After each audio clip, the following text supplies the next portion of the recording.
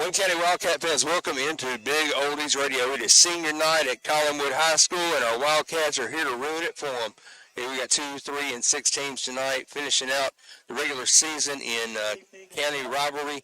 The Collinwood Trojans are playing host tonight to your Wayne County Wildcats. A lot of implications for tonight's game, both in playoff positioning and, of course, just general pride here in the county. We're going to be bringing you all the action, so stay right here with us. You're listening to Wayne County Football on Big Oldies Radio.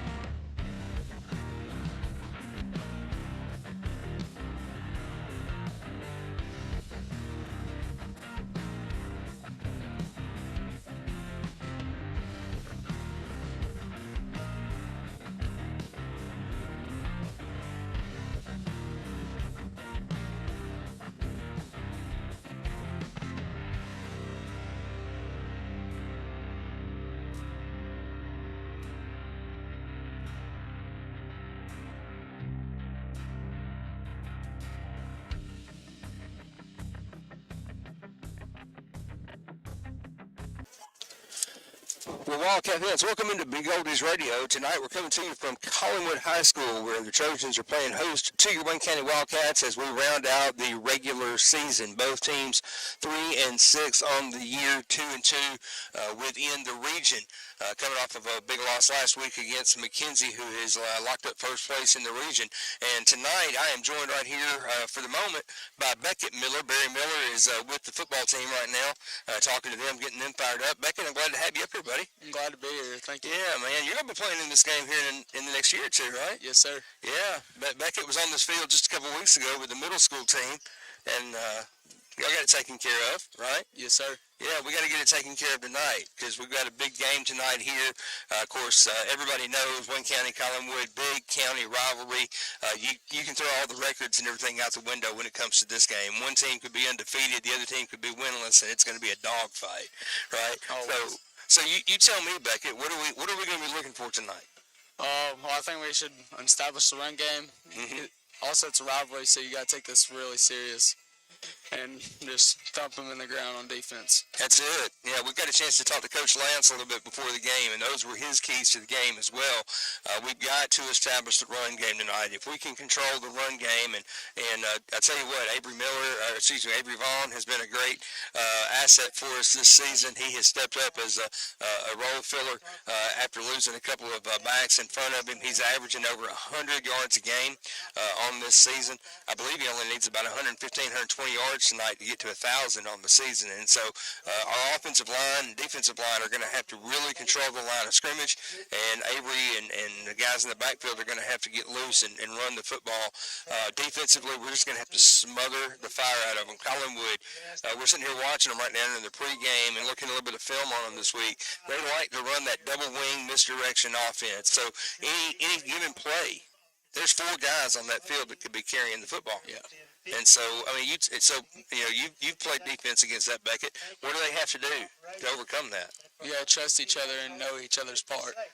assignment football, man. You got to know who your guy is. Trust the guy next to you, and that's the key.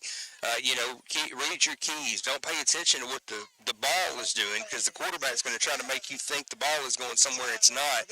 He could give it to the dive, he could keep it himself, or he could pitch it to any one of the other backs in the wing. So you never know where the ball's going to go. You just got to read your keys and stay disciplined on defense. Be really patient and just know your part and do your role. Yeah.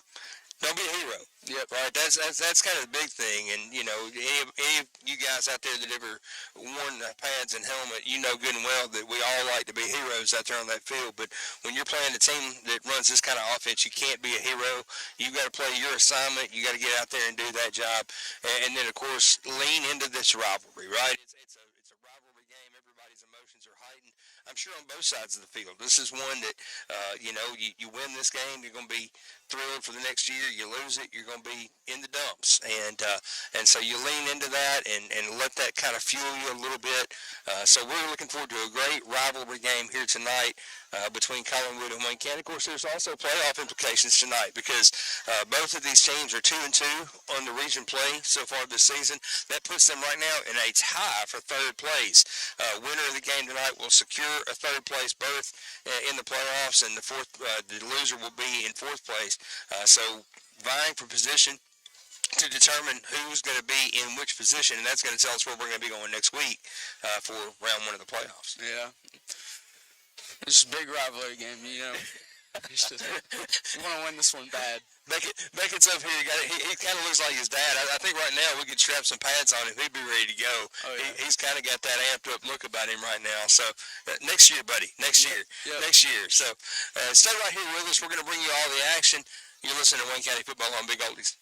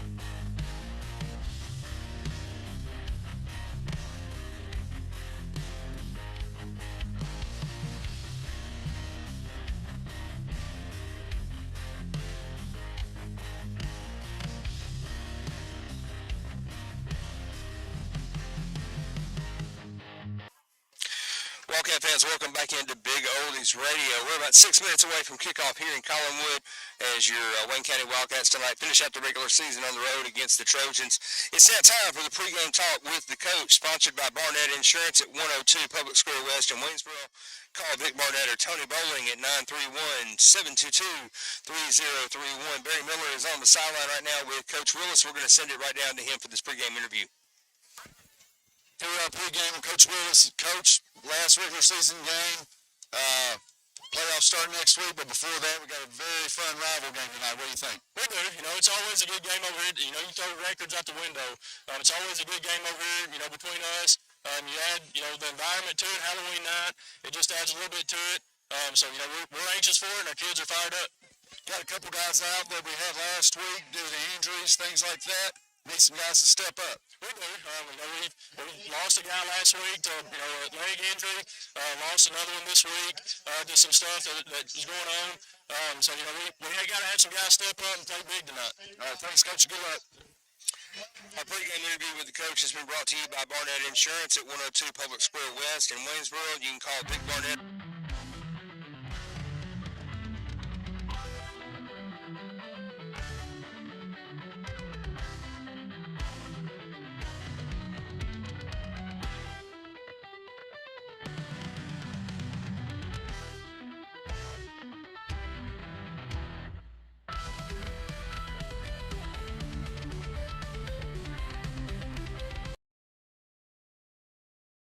Number 30, Caden Weaver, and number 55, Landon Smotherman.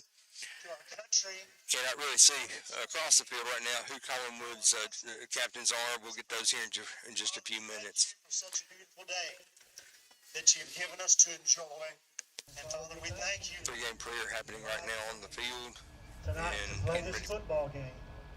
We pray your blessings upon each team. We ask that you allow each player to play to the best of their ability. We ask you to watch over And so we don't want to take that for granted, and we're so thankful to have that.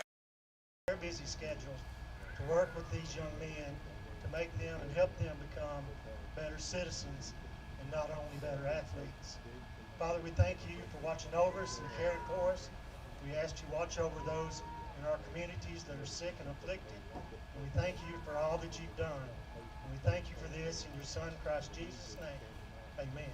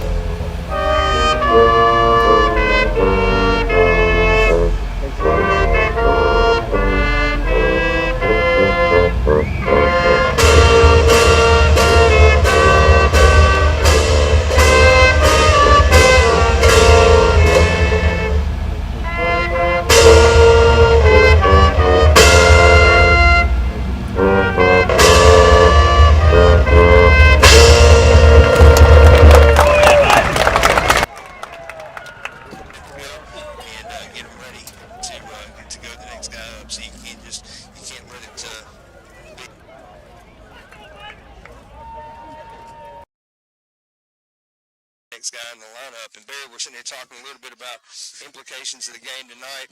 I'm joined now by Barry Miller here in the booth, who has come up after the pregame interview with Coach Willis. Watching a couple of games tonight in Region 5, we've got Eagleville and Fayetteville playing each other tonight. The winner of that game is going to secure second place. So whoever wins here tonight, third place in Region 6, is going to be going to the winner of that game next week. Yeah, it's a fun time right here where every game matters and things just change.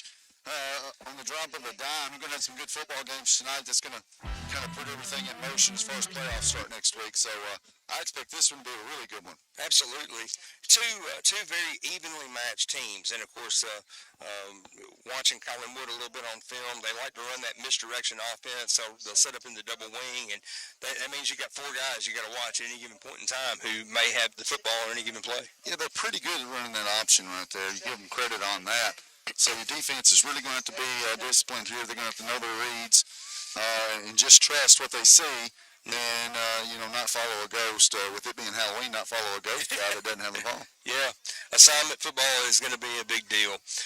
Coin toss happening on the field right now. It looks like Collinwood did win the toss, and they are going to elect to receive the football to start the game. So as we get ready to line up and get going here in just a few seconds, Wayne County is going to be going from right to left on the field. in their road uniforms, white pants, white jerseys, black helmets with the gold accents. Collinwood in their all green tonight, green jerseys, green helmets, green pants, and we're about 5 seconds away here from getting ready to get started.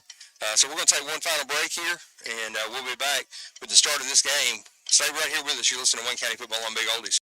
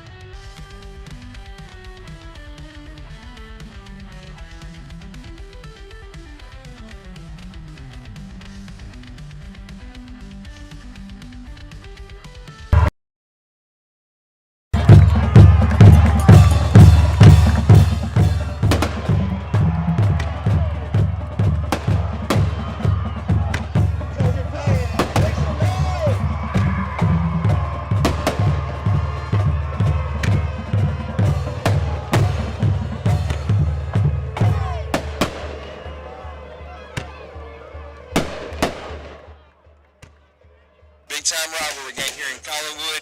We talked about it all pregame long. We talked about everything that needs to be talked about. Now it's time to just put it out there between the lines and let it go. Yeah, it's time to play, and appreciate Collinwood setting the fireworks off as we ran through the spirit line. Appreciate that. Wow.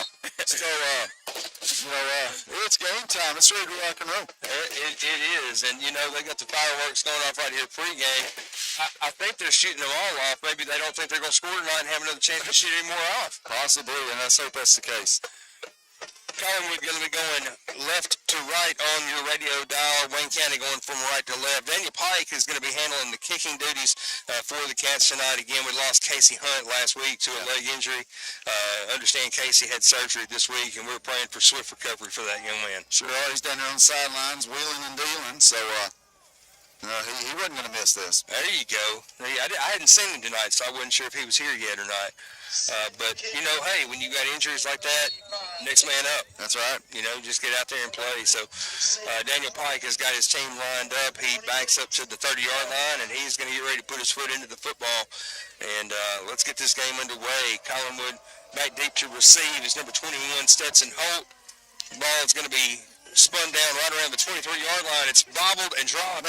Picked up by Hunt. Hunt makes around and makes a couple of guys miss. He gets across the 40-yard line down to about the 42, and that's where Collinwood is going to take over 1st and 10 at their own 41-yard line. Yeah, it almost looked like he was on both knees. He had possession, it looked like, for a second. And then he let it go and stood up and grabbed it. But, boy, you almost wish that had got blown dead there. Yeah, and you see the officials out there having a little bit of a conversation. I can't help but wonder maybe they're talking about that a little bit. Do they need to go back and spot it? But it doesn't look like they're going to. So Collinwood is going to maintain possession right there at the 41-yard line, and they're going to take over 1st and 10. That's about 20 yards of field position right there. Yeah, it was. We got to get our defense lined up. Defense in their standard 4-3. Pitch goes to the wing back, coming around the left-hand side, and a great tackle brought down by Mason Moore in the about a 1-yard gain there on the play. Yeah, Mason Moore. I got Beckett on my mind. Mason Moore, what a play right there on the edge. As Collinwood tried to get something going earlier off that edge, and Mason said absolutely not. Yeah, Cole Reisner on that play there on 1st down. Of course, again, we talk about Collinwood. They're going to run that double wing formation. So you got a quarterback under center, you'll have a fullback, and then a wing back on either side of the formation. Now they're going under center with no wing backs at all. You got 2 spread wide left, 1 to the right. Handoff goes, fake to the dive play up the middle. Quarterback's going to keep it himself. He's going to get it across midfield down to about the 48-yard line. And I believe it's going to be enough for a 1st down. Yeah, it looks like it's going to be enough for a 1st down. His good read there. Kind of fooled everybody a little bit. Yeah, quarterback Bennett Rich on the carry for Collinwood there. And I'll tell you something, Barry, I've watched him a little bit on film. If he gets around the edge, he's got some speed. Yeah, he has. He has a little bit of speed where he can make something happen. We got to keep him hemmed up. And I'm sure you went over Coach Lance's list of victories. Got to smother them. Absolutely. Got to smother them. Yeah, put these guys in position on defense and don't let them get loose. I mean, that's assignment football when you're playing a team like this. Collinwood does come down in the double wing formation, fullback directly behind quarterback Rich under center. Now Stetson comes in motion. The handoff this time does go to the dive right up the middle, and he's going to fall ahead for a very short gain where he's going to be brought down by a host of cats. Yeah, wasn't nothing going there for him as Wayne County was ready for that. Maybe a yard on that play right there, so give a second and long. Good job by defense. Good job defensively. I can't see who the fullback is back there. I'm trying to get his number, and I cannot seem to get it right now to see who's carrying the football for him. But it's going to be second down now and 8. They're going to give him credit for a 2-yard gain as they move it down to the 47-yard line in Wayne County territory. Come to the line in the same formation. They do have one receiver split out wide left, fullback directly behind the quarterback. Now Hunt comes in motion. He does take the handoff on the jelly sweep. And I tell you what, ball. I'm looking over there. Who's the outside linebacker on that side? Is that Case that had that diagnosed? That was Case. Boy, he just came up and laid a lick on that guy. Well, I thought the ball was loose the way our guys were kind of reacting and surrounding the play there. Case Butler lit him up. Yeah. So Stetson holds on the carry, and just like Mason Moore did on the first play, Case Butler said, "No, sir, you're not going to get the edge on us here." And that sweep play, they do like to run it. That jet sweep. Collinwood likes to try to get the ball to the outside. Yeah, big third down here. Big third down play, and now, man, I haven't seen a wishbone formation in quite a while. Quarterback in the shotgun, hands the ball. Oh, no, he's going to keep it himself. He's going to get buried in the backfield for a 3-yard loss as a host of cats bring the quarterback down right at midfield. Landon Smotherman leading the way for the Cats there. Great job. Well, absolutely nothing for the offensive line there. He just looked like a rush of white jerseys there. Got a flag on the play. No, he's saying it on the clock. Anyways, that loss right there is going to make them punt because they gain a couple. You probably go right. So now the punter on the field to kick the ball away. Dalen Van Fleet back deep to receive the punt for the Cats. Puts a foot into it. It's a high spiral kick, a little end-over-end action. It's going to land on the ground and check up, and it's going to get a Collinwood roll down inside the 15-yard line. And that's where the Cats are going to take over 1st and 10. Well, great job by the defense there, Jacob. You kind of gave up a decent field position right there and gave up a first down on a big play, but after that you kind of got stubborn and stingy, and now you got the ball. Yeah, that was, like you said, great play, a great possession there for our defense. Probably one of the best defensive stands we've seen this season. Yeah, it was. And you saw some physicality there that's been missing the last couple of weeks. Absolutely. So the ball now marked inside down to about the 12-yard line. It's going to be 1st and 10 for the Cats from their own 12. Case Butler's going to go under.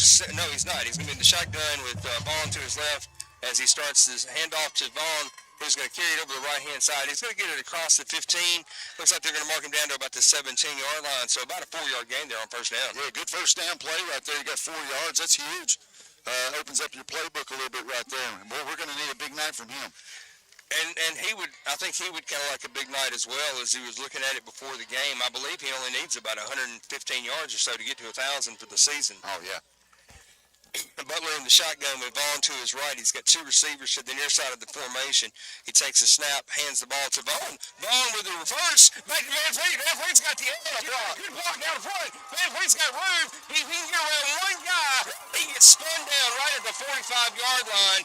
As a big play there for the Cats. A little trickeration early. Well, he's a playmaker, and, Coach Rose probably trying to figure out how to get the ball in his hands. Haven't seen that play yet. Sometimes you love to keep things on the shelf until this game. Yeah, and they've been working on that. What a play right there. On everybody by some nice play there. Got everybody on the defense coming to the near side of the field. Got Dalen going back the other direction, and I'd say he had one guy to beat, and that one player right there, I believe it was number 22, Aiden Daniel, who chased him down and brought him down. If he got around that guy, he's gone to the house.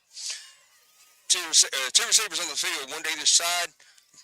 Butler in the shotgun now. Moore motions across the formation, and now we got a flag on the play. They're going to call a false start against who? You can't call a false start on the guy that's in motion.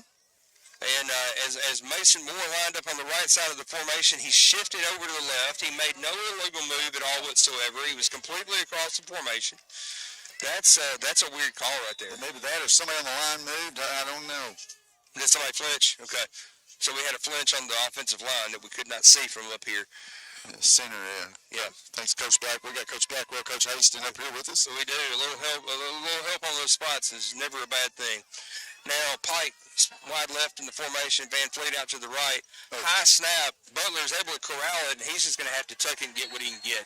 Yeah, just the right off the bat there. Thank goodness he got a hand on the snap. Case is already a big dude, and boy, it took every bit of his large frame to get that snap. So no gain on that play as Case is barely able to get back to the line of scrimmage. It's going to bring up second down and 15 after the false start penalty moved us back from the 46 to the 41. 6:40 to go here in the first quarter. No score. Cats with their first possession. Big play from Dalen Van Fleet moves them up the field to the 46-yard line, and then a false start backs them up.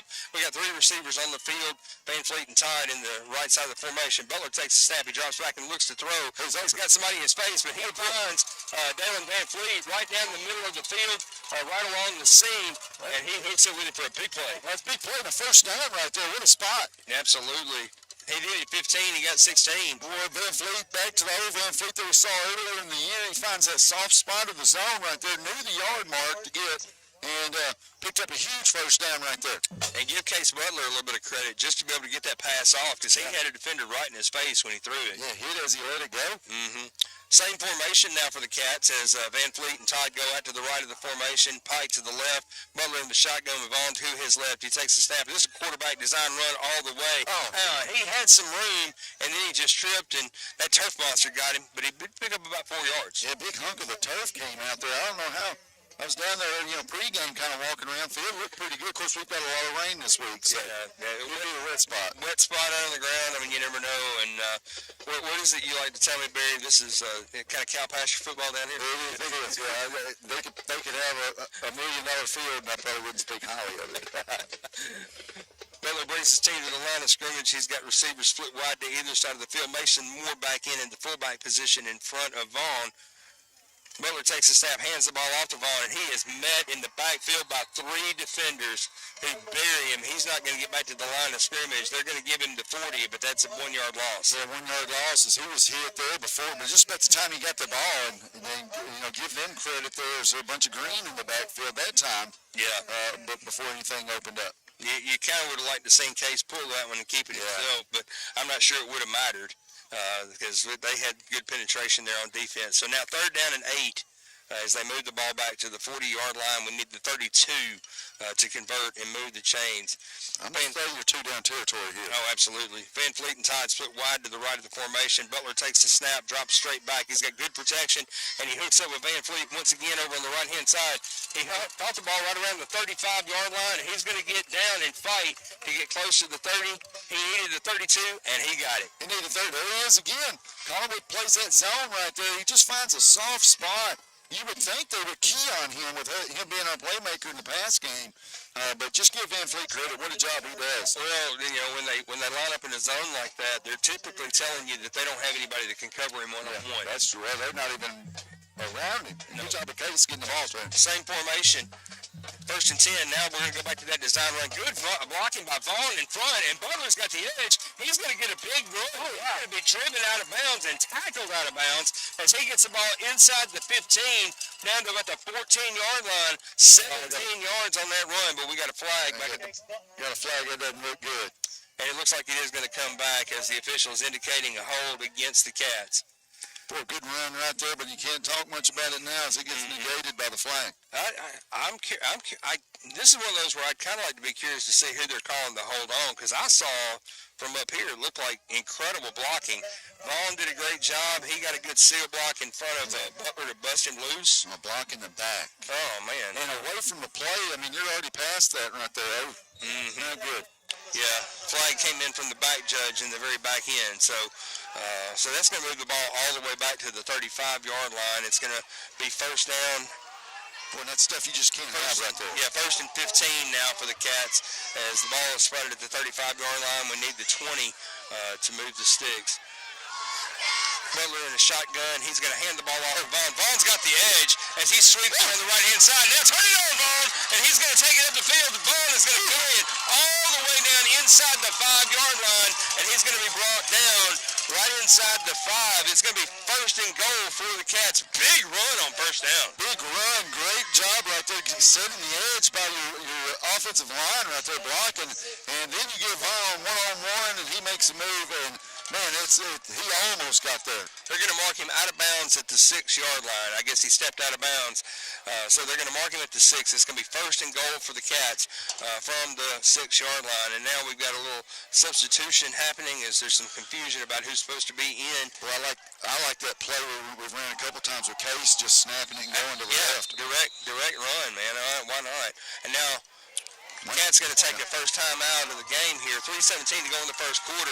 Cats, having started this position at their own 12-yard line, now 6 yards away from pay dirt. Baby, this has just been a methodical drive. It has, and a couple things that I've seen that we haven't seen in a while is once the pass game's looking good. It looks fantastic. It looks good. Another thing is, Van Fleet, man, it's almost like he's just been quiet the last few weeks. Hadn't had a chance to get the ball to him really. And tonight you open it up with the reverse to him, and then he's got a few big passes right there. 2 big plays in the So that's the thing I see right now is Case Butler's doing a good job right there, finding the receiver, getting it to him, and then Coach Willis is figuring out ways to get Van Fleet the ball. And our offensive line is holding really well as well. I mean, we've had a couple of penalties that have driven us back a little bit, but we've been able to overcome those. But with the exception of one play, Case has had time to throw. He's had time to look down the field. Avery has had room to run, with the exception of one play. Well, you run the ball well, it opens up the pass game. You pass the ball well, it opens up the run game. So, they're both benefiting off each other. Complementary football, you got to love it. Cats in a shotgun formation. The handoff to Vaughn this time over the right-hand side, and Vaughn ran right over the right guard. He got about 3 yards as he gets it inside the 5-yard line, and then he was met there at the point by Brody Holt, who just stood him up and brought him down. Yeah, stood him up and brought him down, but he got a couple there.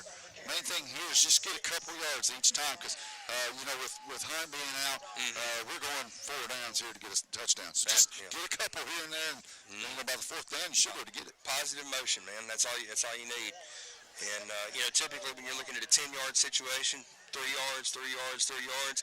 It was first and goal at the 6. We need 2 yards a time. You're in 3 plays. You just need 4 now. Yep. Split formation. Now there's that sweep. And Butler over the left-hand side on the design quarterback run. Carries it in for a Wayne County touchdown. Case Butler, they give him 6. They give him 6. What a drive by Case Butler right there. Just great composure right there. Way to play quarterback. Good job there, boy.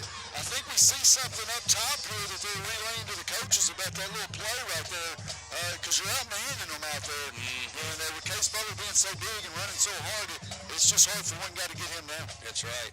And that Wildcat touchdown is brought to you by People's Bank. Our name is Center Hall since 1890. Cats line up to go for 2. Same formation, same play. Butler's going to carry it over the left-hand side. Keep Oh, they're going to say he's short. How can he be short? He fell into the end zone. The guy's 6'5". He had 2 yards running before he fell down, and he fell forward. That had to be a good conversion. But they're going to say no good. I'm a little perplexed about that one. Coach Willis is trying to find out how. All you have to do is get the ball across the plane of the goal line, and Case's whole body was in there. We know he had possession.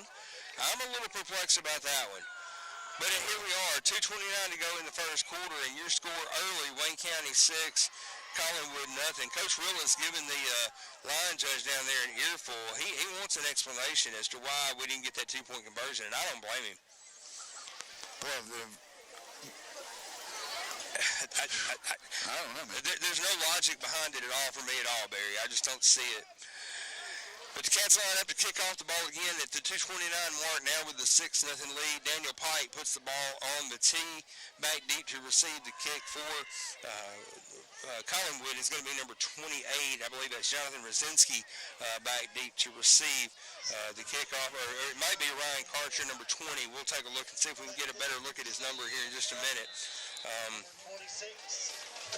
26, Cole Reisner is back deep to receive the kick. So we just got that from the loudspeaker. Those guys, we'll trust them that they know their personnel better than we do. Pike runs up, puts his foot into the ball. Not a bad kick as the ball spins down, and it's fielded cleanly at about the 15-yard line. Brought back up for about a 4 or 5-yard return as they get the ball back just across the 20. Looks like they're going to mark it at the 22-yard line, and the Cats with great coverage get down there to cover the kick. and they're going to back up Collinwood deep in their own territory. Well, and thanks to Big Bro watching the game, he said it was a good call. So Okay. he's like me, black and gold blood. So If he says it was a good call, it was a good call. so we'll take his word on that one. Okay. All right. So now the Cats defense takes the field for their second series of the game, and I'll tell you what, Barry, our defense looked really good on that first possession. Really good, and keep it going right here. Collinwood now coming with the spread formation. Quarterback lines up in a shotgun. Two guys to the right of the formation, one to the left. Running back out there, and it looks like it's going to be an option run as the quarterback keeps it himself around the left-hand side. He's going to get hit and driven down. No fumble. Now we got a fumble on the play. I think he tried to pitch it. Yes, he tried to pitch it in the ball to the Wildcats. Not sure who came up with it there. Who comes out with the ball? Is that Castleman? That is. Caden Castleman coming out with the football. I tell you what, that is the danger of the option. You have to pitch early. You can't pitch late. Well, and I think, he's wrapped up by two guys, and I think he just tried to do a little extra pitch there. And when you're going down, that's not so easy. No. If you're going to run the option, your quarterback has to make his decision early, and he's got to know that when he commits to run, he tucks the ball and keeps it. And that's exactly what happened, Barry. He got wrapped up, and he tried to pitch it to the trail back, and he had white jerseys all over him, so he basically pitched it to one of our guys. Now the Cats come out in the spread formation. Vaughn goes in motion, leaving Butler in the backfield by himself. Case takes the snap, drops straight back, and he throws a little swing pass over to Weston Todd over the right-hand side. Todd runs ahead. He gets the ball down to the 20, inside the 25, down to about the 23, 8 yards there on the first down pitch and catch. Well, I like that. The pass game's been looking good. Van Fleet's been tearing you up.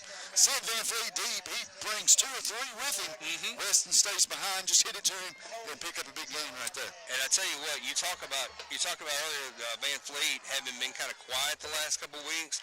Todd has been the guy that has kind of picked up the slack. Now they're moving back. What in the world? We got a holding penalty that we missed. So holding play wipes that off, and that's going to bring it all the way back to the 41-yard line. So instead of it being 2nd and 2, it's now going to be 1st and 20 for the Cats. Boy, that's just what you don't need right here. We got to cut the penalties out. Yeah, you cannot get behind the sticks. You got to stay in front. Still in Collinwood territory at the 41-yard line, operating off of an early turnover here, so we would love to manufacture and get some points. Keep in mind that we don't have a field goal kicker right now. Go. Butler takes a snap, drops. He finds Weston Todd across the middle, and he cuts up at the 30. Todd comes down with a big catch, even though he's being interfered with right there at the 30-yard line. Well, you got 2 guys happens in front of 2 officials right there. Absolutely gets blown up before the ball even gets there. Somehow he hangs on to it. There's no flag. Wow. Let's give Weston some credit right there. That's right. He made a fantastic catch on a ball that he had absolutely no business holding on to, because like you said, you got two guys, the back judge and the umpire, standing right there watching that play, and Collinwood's defender got there a full second and laid into him before the ball got there. Yeah. But Butler did a great job, and Weston brought it down. Now tight formation over the left, the handoff to Vaughn this time, and he's going to get drugged down in the backfield for about a 2-yard loss. Yeah, nothing going right there. Almost like the defense was slanted that way. Brings up a big 3rd and 10. Yeah, 3rd and 10 after the pitch and catch brought him back to the original line of scrimmage. So now the ball at the 31-yard line. The Cats need the 21 to move the chain. So we're looking at 3rd and 10. And Barry, I'm right there with you. I think their defense is slanting. They are keying on 26. They do not want Avery to beat them tonight. 2 plays to get 10 yards. Here we go. Butler in the shotgun takes a snap. He hands the ball off to he fakes it to Vaughn and pulls it. Keeps it himself, and now he's going to get drugged down in the backfield also for about a 4-yard loss. Now we've got a flag coming in as a little extracurricular activity taking place. That's got to be at the 25. One of our offensive linemen absolutely got body slammed out there, so we'll take a look and see how this penalty is going to go. I'm like you. I think it has to go against Collinwood. I mean, he was trying to get up and looked like he even got shoved again. Yeah, and There it is. Yeah. The line judge right on top of it as he's paying attention, marking his spot, but he's watching that activity up the field. So after the play is for a personal foul against Collinwood, that's going to move the ball 15 yards, and more importantly, automatic first down. That's right. Rivalry game, so you've already seen guys trying to make a little extra on the plays. It's hurt Collinwood there with the fumble. Now, you kind of want to get everybody a little bit, and I'm sure there's some stuff being said back and forth that's not too pretty, and you know, when you're way out there in the open, especially after a play, you're going to get caught. So that's going to move the ball all the way down to the 17-yard line. It's going to reset the chains. Collinwood had the defense. They had them off the field. Third. It was fixing to be 4th and 15, and that mental error right there. Mental errors are everything. And Cats are in the huddle. The clock is winding down inside of 15 seconds to go. I believe that's going to take us to the second quarter. And so here we are at the end of the first quarter. Your score: Wayne County 6, Collinwood 0. Wayne County driving, threatening here, and that will be how we'll start the second quarter. Stay right here with us. You're listening to Wayne County Football on Big Oldies.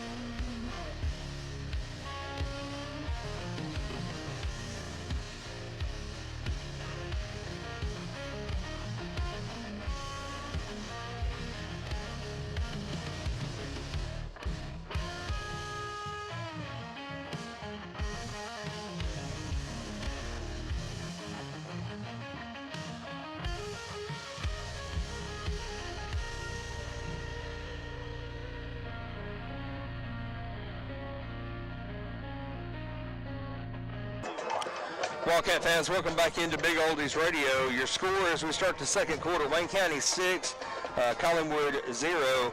Wayne County with an early possession, drove the ball the length of the field, scored the early touchdown, no good on the 2-point conversion, and then on the very next play, turned the ball over deep in Collinwood territory, and here we are after a personal foul penalty. Resets the sticks. It's 1st and 10 for the Cats. Ball marked at the 16-yard line as the Cats have an opportunity to drive it in. Handoff, fake goes to Avery Vaughn.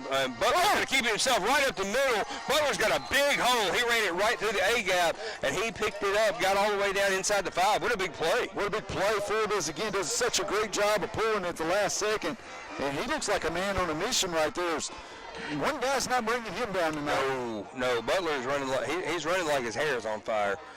Mason Moore checks into the game for the Cats, as the Cats now have the ball 1st and goal, and it looks like they're going to mark it just right inside the 5-yard line, maybe right at the 4, as the Cats are now driving in to expand this lead. Pistol formation with Moore behind quarterback. He hands the ball off to Moore. Moore carries it over the right-hand side, and he fights and struggles. He's going to be just shy of the line. Well, you got 2nd down, and you're at the 1. So the only thing that hurts you here is a penalty. Yeah, quarterback sneak. Yeah, you got to sneak this one all the way. Butler has been fantastic in this situation. You get inside the 1-yard line, put him under center, put Vaughn and Castleman behind him, and just let him power it in the end zone. Yeah, because you've already had a snap that almost went over a head and shotgun. You don't want that here. Yep.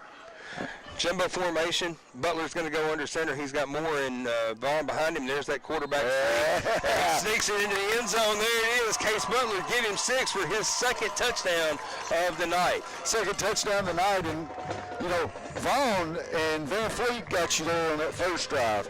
This one right here was all Case Butler. Case Butler did every bit of that. And let's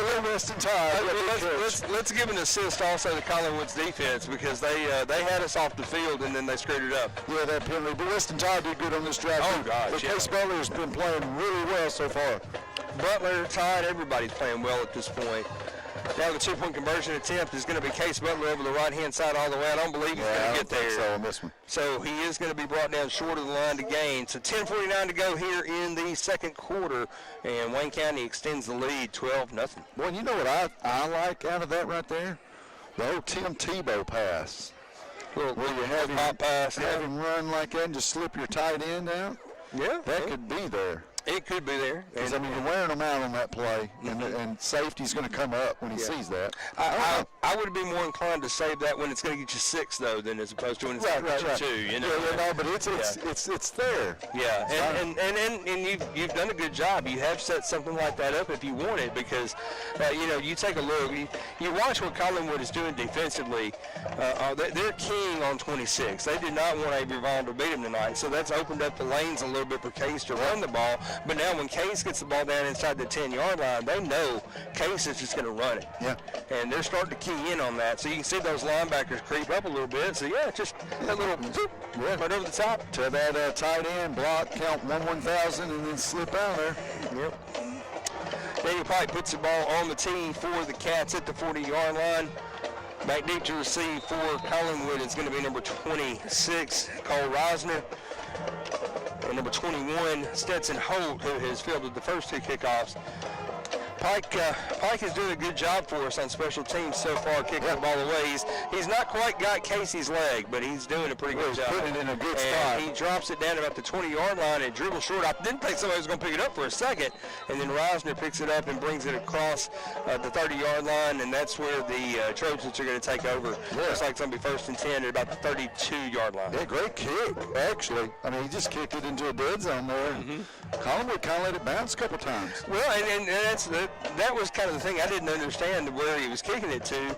They had a guy that was standing there where he had fielded it the first two kicks, and then he just moved up the field like he didn't want to touch it. Yeah. And, the ball hits the ground, and we've seen it all season long. There's something about these kids, they seem to forget that on a kickoff like that, that's a live ball. Yeah.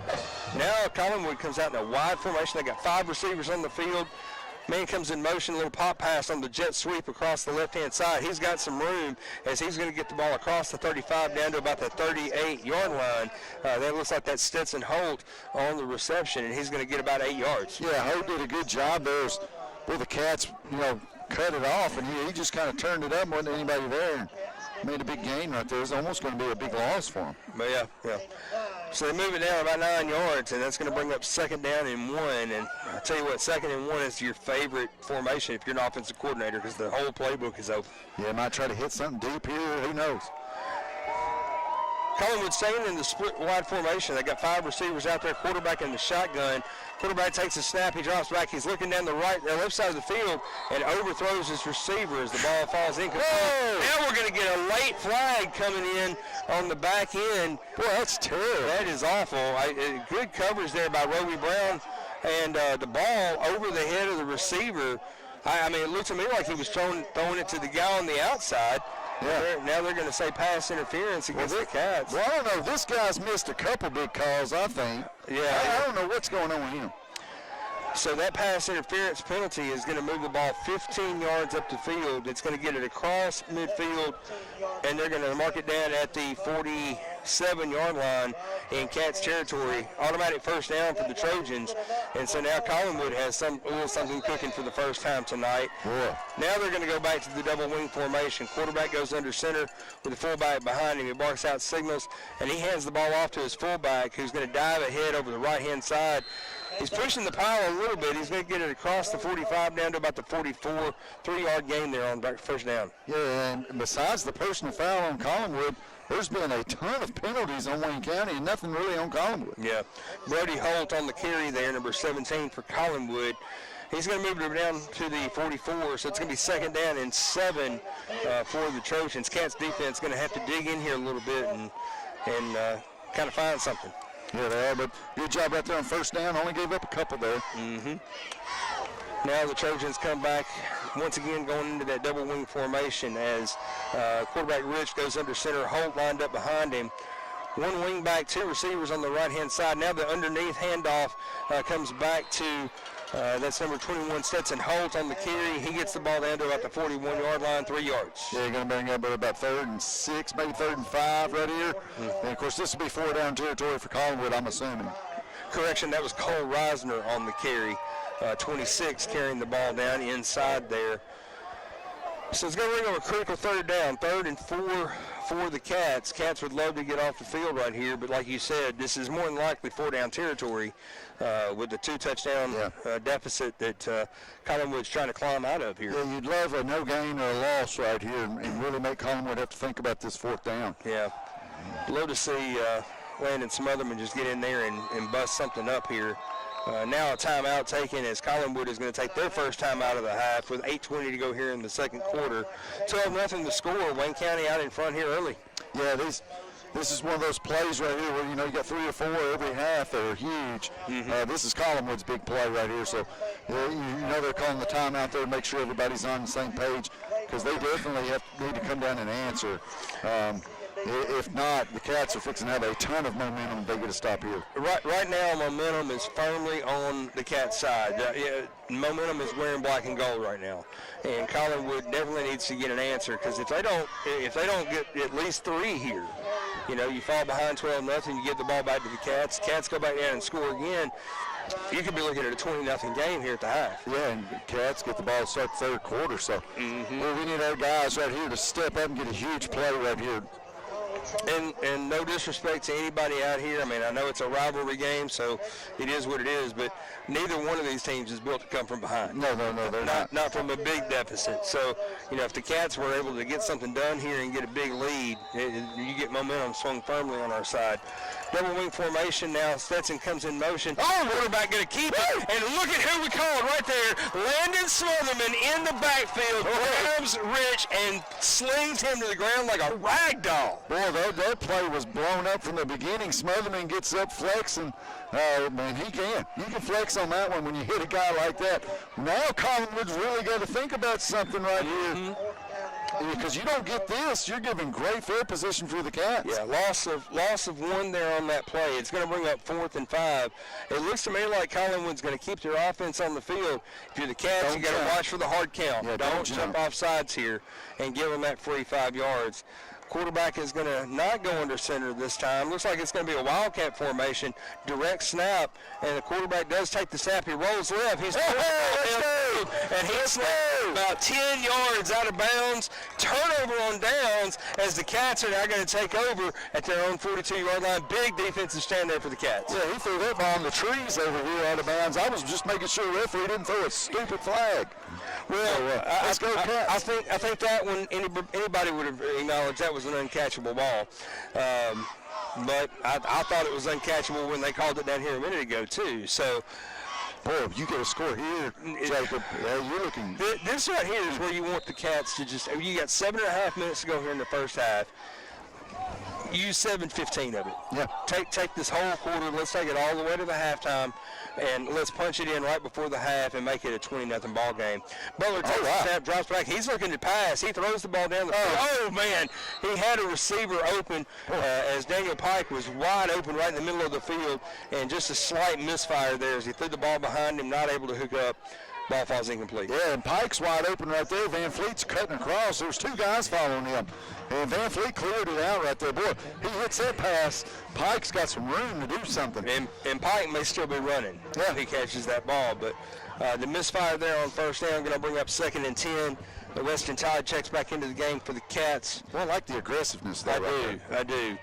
Kind of a different cat. Pike to the right, Van Fleet and Todd to the left. Vaughn in the backfield with Butler, who's in the shotgun. He takes the snap. Design quarterback run once again, this time to the right-hand side. Good block in front by Avery Vaughn.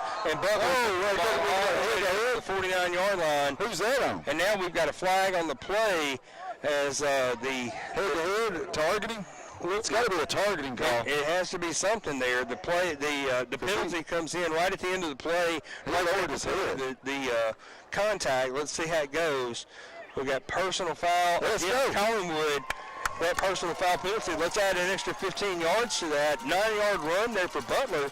But we'll take the extra 15. Yeah, and if you watch the replay here, he did target him. But I didn't know if they were going to call it because the case was going down. But he sure leads with his helmet. You can see it there. He sure did. Leads with his helmet, tries to hit him in the helmet. So good call by the official.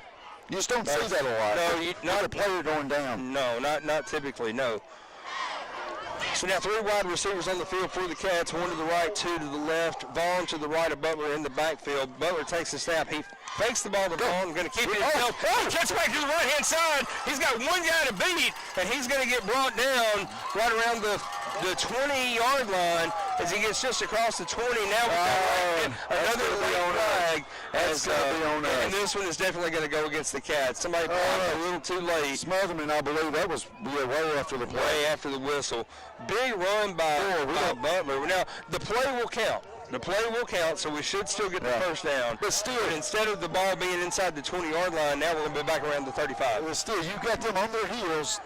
They're chippy. Why give them any more momentum right here? You're slowly draining their momentum about to score and really put them in a bad place. Don't give them any fuel. No. Just play smart. So the penalty going to mark the ball back at around the 29-yard line, and it's going to be 1st and 10. So the Cats do maintain the first down, as Butler was able to pick up the first down on a big run there, too. He good vision. He saw the field in front of him, made a great play. 2 receivers left, 1 to the right. Butler, same play. We're going right back to it. Butler cuts it back up the middle. He's going to get drugged down by his jersey after about a 4-yard gain. He gets it down inside the 25. So about 6 yards there on first down. Boy, and I'm telling you, they like what they're seeing right here. They've got them outnumbered on that play, whichever side they're running, and they're picking great opportunities to do that. They're getting a great block, too, on the outside. Well, they're lining up Van Fleet and Tide to the far side of the field. So the defense is floating to that side of the field, knowing they've got to cover those two guys, and that creates this mismatch over here. I believe it's Vaughn that's giving the good block out here. Vaughn is doing a great job, but still blocks in front. Tight formation now. This time the handoff does go to Vaughn over the left-hand side. He's got a couple of guys in front of him, and he's going to fall ahead. He's going to get across the 20-yard line, down inside the 20 to about the 17. He needed 4. He got 7. Yeah, he needed 4, got 7, and we don't want that penalty. But if you look at it, the way we're moving the ball, that's going to allow us to take probably a minute and a half. Couple more minutes off the clock, absolutely. Now Pike checks back into the game for the Cats, as the Cats have the ball, 1st and 10. Yeah, 2 red zone trips, 2 touchdowns. Let's see, we're into the 3rd time. Let's see if we can score here. They're showing the 23 on the scoreboard, but I'm looking at the markers around the 17. High snap, and the ball fumbled on the ground. Oh, my goodness. And now the ball is still loose. There were 2 Trojans there, and the Trojans do come up with it. High snap there once again. Is Butler not able to corral the snap? Ball hits the ground, and he just lost the ball. Man, boy, that right there just hurts. You're fixing to score. They can't stop you. And just man. The only thing that can hurt you right there is a turnover, and there it is. So 1 turnover now for each team here in the first half. Take that ball and throw it away or something. Well, he couldn't find it. That's the problem. Where it landed behind him, the way it was spinning, that the egg shape of a football, it doesn't bounce the way a round ball does. It's like a bad baseball. Just get rid of it. Get rid of that thing, man. Shotgun formation now, with 2 receivers split wide to the right, 1 to the left, 1 running back with him. He fakes the ball to the running back, and look at that.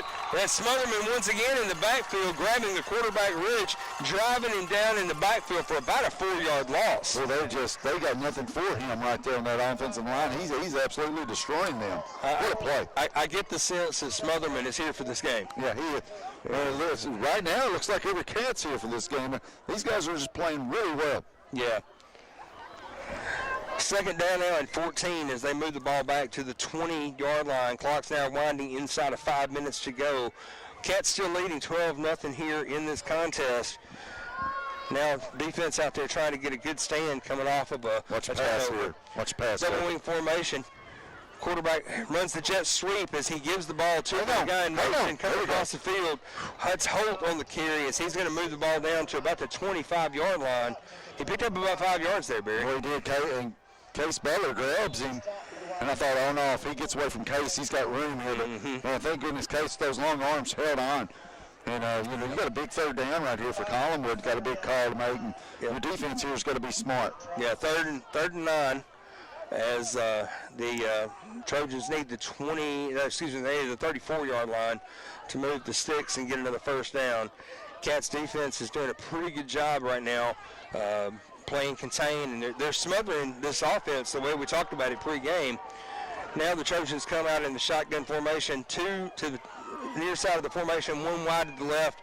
He hands the ball off to the running back over the right-hand side. Running back tripped in the backfield, and now he's going to get stacked up right there just at the line of scrimmage. He might have gotten back, maybe a short game, but not much there at all, as the Cats collapsed on Ronnie Holt, who's carrying the ball that time. Yeah, I don't know what they're thinking right there. I understand maybe not wanting to throw because it stops the clock if you don't get it. But why do you give that ball to your slowest running back? I don't get that on. I don't get it. But we need a big return here from Van Fleet. Take it to the house, big man, right here. He's been flirting with one all season. And now the Get out of the way. Get out of the way. Oh, good. Get out of the way. High kick. Get out of the Don't way. let it touch you. Don't let it touch you. Man. As the Trojans are going to mark it down at the 42-yard line. Not a bad punt there for the Trojans, as they're going to flip the field about 25 yards up for the Cats, who are going to take over. 3:03 to go here in the second quarter. And I'm not down there, so I can't hear, but Van Fleet's got to be screaming at guys, get out of the way, get out of the way. That thing almost landed on Castman. Yeah. You've got to have that. You've got to have that alert call that the guy back there is screaming, and but thankfully the Cats avert the misfire there, and they're going to take over the 42-yard line. Now here we go. Does Coach throw it here? We got 3:03 to play, 2 timeouts, and a 12-0 lead. Butler takes the snap. Oh, wow. Here's that reverse again. He gives it to Vaughn underneath. He pitches it back to Van Fleet. He's got Butler out in front blocking for him. He's got one guy to beat, and he's going to get brought down from behind as he's going to get the ball all the way down to the Trojans' 30-yard line. Big play. Big play, and we almost fumble the snap again as it goes through Case's hands, hits him in a face mask. That play almost blew up from the get-go. Wow. Not a clean snap, not a clean exchange either between Case and Vaughn, as they're kind of tossing the ball around down there like a hot potato. Yeah. Not sure what's going on with that. Van Fleet gets a break as he comes to the sideline, but a big play moves the ball across down to the 30. Now tight formation on the field on the right-hand side. This time the handoff to Vaughn, sweeping right. Vaughn gets the edge. He's got a couple of blockers out there helping him out, and he's going to get across the 25 down to about the 23 for about a 7-yard gain. All right, you're knocking on the door of the red zone again. You got about 2 minutes, 40 seconds to go. Plenty of time. You got 2 timeouts left. So the last thing we need here is stupid penalties or another turnover. Be smart. Play smart football. You're dominating them on the line right now. The line of scrimmage is ours. Just keep doing what you're doing. Really, the Cats are winning every facet of this game tonight, with the exception of a couple of dumb penalties and not a couple of bad snaps. Got to get that under control. Vaughn fakes the handoff. Butler's going to keep it. He's going to fall ahead. He's going to get down to about the 20-yard line. Yeah, he got it. Yeah, he needed the 20. He got just across the 20, and he's going to pick up just enough to get the first down. Now, Collinwood's got a guy coming up a little limp off the field, and he's going to head to the sideline. Yeah, in case Butler looked a little slow running right there, almost like he was feeling a little bit right there. I hope he's okay. Well, I think that was I believe he wanted to give that ball to Vaughn, but then he saw that he had the lane inside. He kept it himself the last minute. Maybe he wasn't ready to run. I don't know. Now he drops right to pass. He takes the snap. He's looking upfield. He does have a guy on his face. He throws right down the middle of the field. He's looking for Harris on the post in the end zone, and the ball is picked off there back deep in the end zone. That's at 22. That's Aiden Daniel on the interception there for the Trojans. Well, we just said it. What's the one thing you can't have right here? A turnover or a stupid play? And the turnover right there bites you. Yeah, I mean, I think that's one of those things where you look at him and say, if they're covered, run it. Because he had Green all in front of him there. There's no need to force that. Well, that's big right there. He did have a defensive end bearing down on him there, and as he threw the ball. Well, I just don't like that call because you're running the ball on him all night. Yeah. Now the Trojans come to the line of scrimmage. Now they're spreading the field again. 3 to this side of the formation, 2 to the right. Rich in the shotgun is going to take the snap. He drops back to throw. He's got somebody right in his face. The ball comes loose, and he's able to corral it and bring it back, as he's going to get maybe back to the 20-yard line. He might have gotten back to the line of scrimmage. Might have, and Collinwood here is just going to let this thing run. Man, boy, that makes me mad right there. You're running it down their throat, man. Just keep running it. We're inside of a minute and a half to go, and it does. I'm right there with you, Barry. It looks to me like Collinwood is going to be content to let this thing run all the way to the half. And I understand what they're doing, trying to catch them asleep, creeping up on the run. But it's got to be one of the things you look at Butler and say, hey, if they're covered, dude, just run it. Yep. 2 wide receivers to the left, 1 to the right, running back in the backfield with the quarterback. He's running the option to the right-hand side. He's going to get loose, and what a big play there. Who's that, Castleman, who makes that was Jake and Floyd, who came up and made the play, and it's a good thing he did, because if Jake and Floyd doesn't bring him down, he's gone. Yeah, if Floyd doesn't make a hit there, he's gone. Now you got Collinwood using the timeout after a big first down. Yeah. What a Talk about a huge momentum killer right there. If he gets loose and scores there. Oh, yeah. He gets the ball all the way down to the 31-yard line. Collinwood now going to take their second time out of the half. We got 53 seconds to go. They still need 69 yards to get to pay dirt. So they're going to have to do something to try to get loose. And, again, I think this is where your defensive coordinator just has to get in the huddle with his defense and say, stay with your assignments. Stay with your assignments, to your secondary, whatever you do. Don't lure up and play the run. Play pass first. Yes. Because you don't want to – I can see Collinwood trying to slip somebody behind him here and throwing it. Yeah, beat him over the side. Yeah. But the worst – keep everything in front of you. Worst thing happens is they get another first down. Clock's on our side. Yeah, they've got – Collinwood can stop it one more time. Play good defense here. Keep everything in front of you.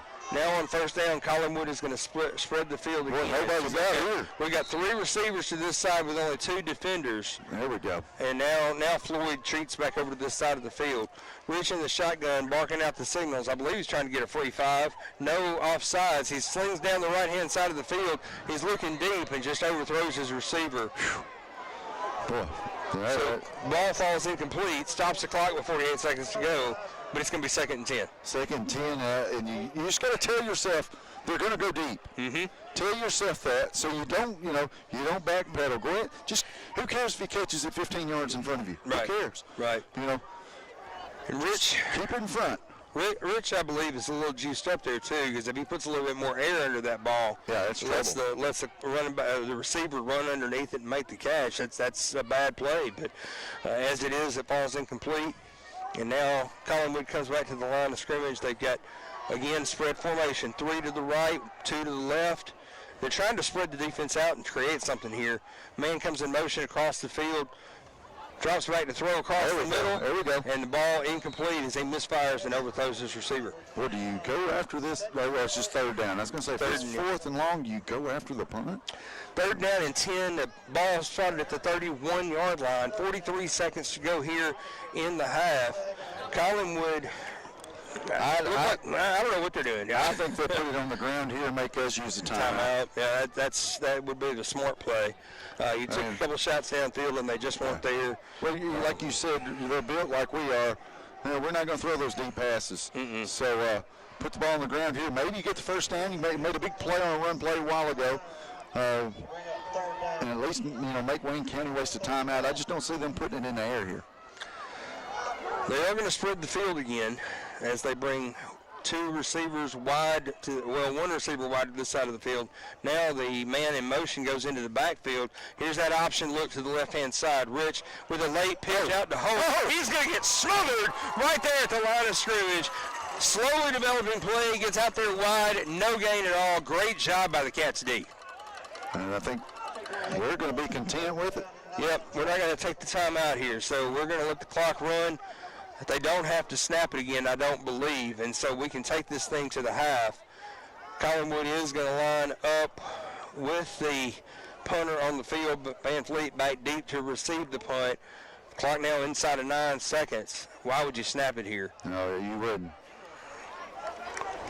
Hey, good half. Yeah, let's go, baby. Good half. 12-0 at the half. Your score here at the end of one half, Wayne County 12, Collinwood nothing. We'll be back with halftime activities, and we've got Wildcat basketball player Kamen Canfield coming up for an interview. So stick right here with us. You're listening to Wayne County football on Big Oldies.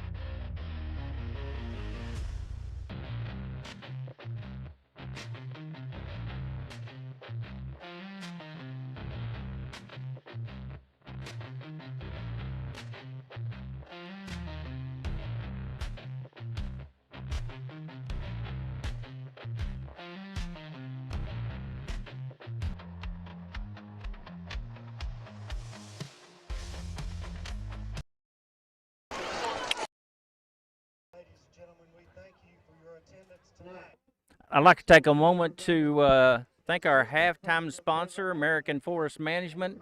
We got the bands getting ready to come out on the field and perform. So, I can't talk.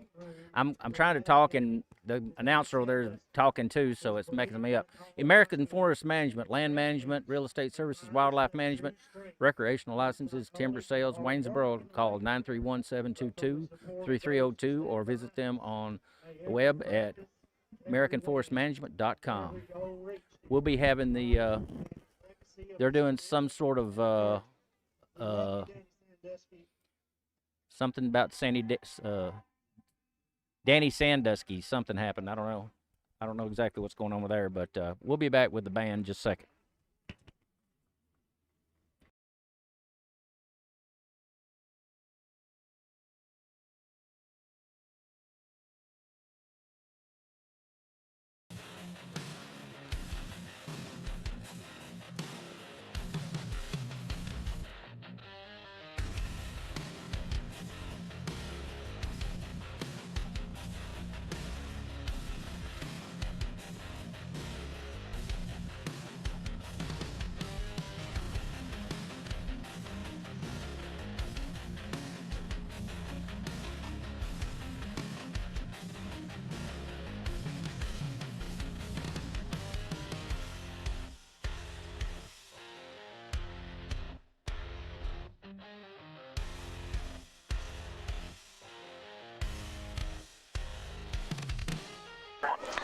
Wildcat fans, welcome back into Big Oldies Radio. Your score at halftime, Wayne County in front 12-0 over Collinwood. First half stats, your leading rusher tonight is Dalen Van Fleet. He's carried the ball 2 times for 57 yards.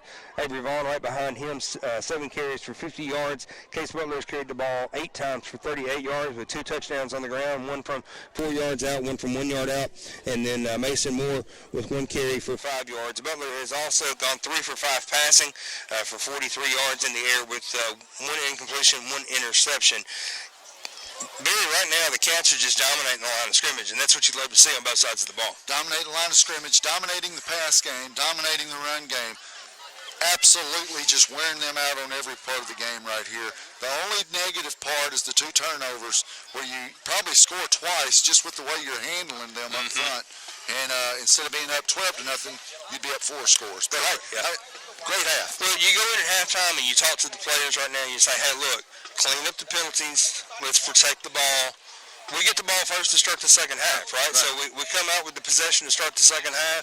We get a game, we get a drive put together, put this ball in the end zone, it blows this thing up. And that's going to be the first thing I ask Coach Willis when we come for getting ready for the third quarter is score here.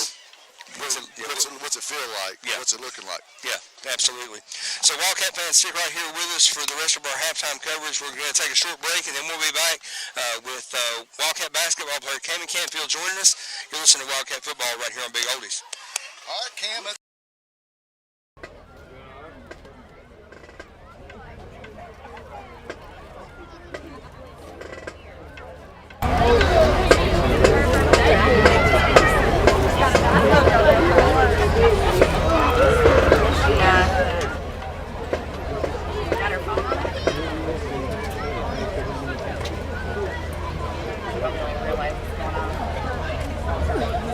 Band captains Mallory Nasky and Daniel Pike. Is your band ready? You may now take the field for your halftime performance. Welcome back into Big Oldies Radio. We're at halftime here in Collinwood. Wayne County is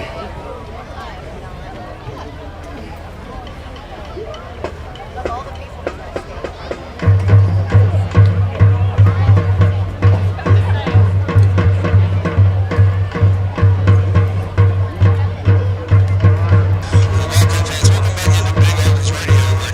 12-0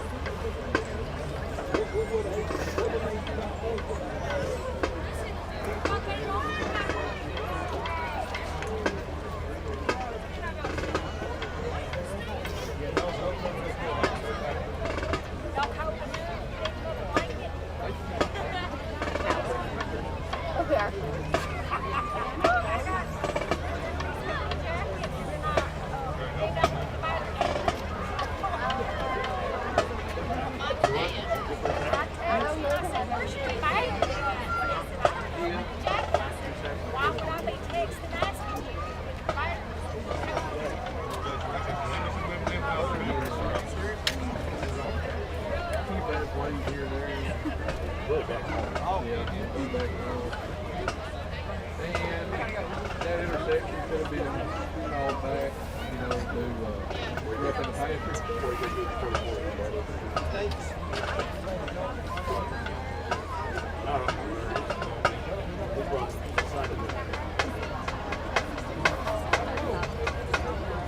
Good evening, everyone, and welcome to tonight's performance. This special edition of the Collinwood High School Marching Band Show will be so funky, it's scary. But first, please help us congratulate the band on earning second place in their division at the Pulaski Classic competition. Give them a big round of applause. This show is titled Funkadelic Nights, featuring music from Earth, Wind & Fire and Wild Cherry. The band is led by band director Alexa Willman and drum major Emma Dykens. Drum major, is your band ready? Didn't even try to reach out, didn't try to grab, didn't try to reach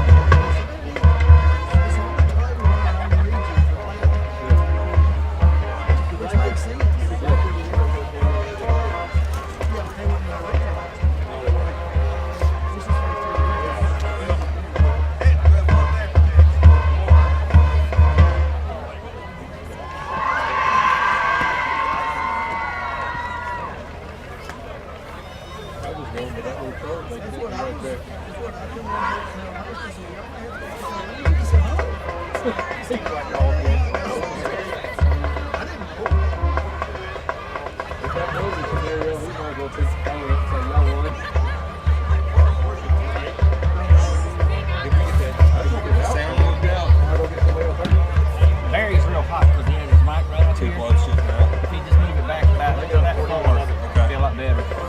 Because you're okay, and then he's When he gets a little animated. no, even just talking normal. His mic is too close to his mouth.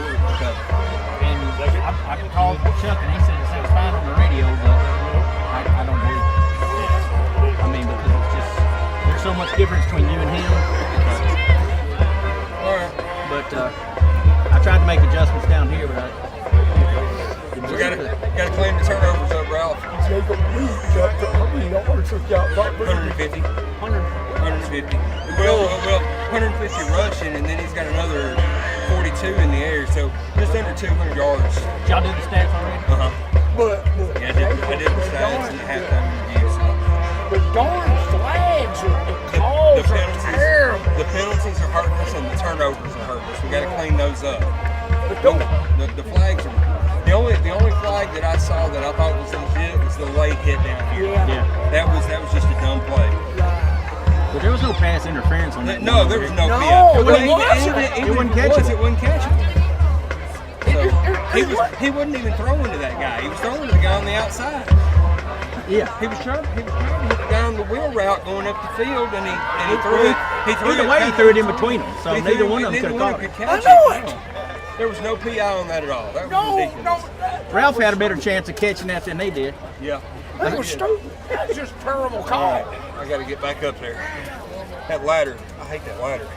Yeah, use the folding ladder. It's better. Well, I'm concerned about that one slipping right out from underneath me. I went up and down it 4 times. Yeah, but I'm a little fatter than you are. Oh, that's right. I forgot that part.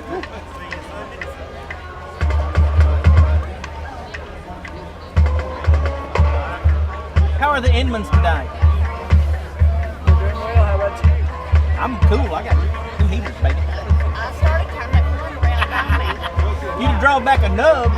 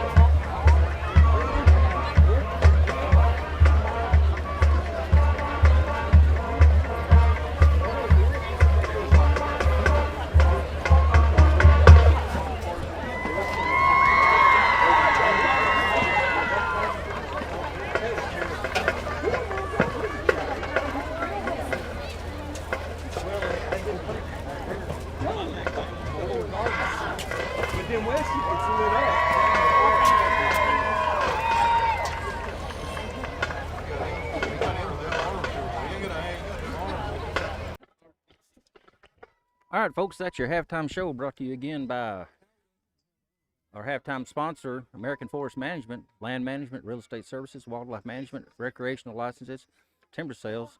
Call them in Waynesboro at 931-722-3302 and AmericanForestManagement.com on the web.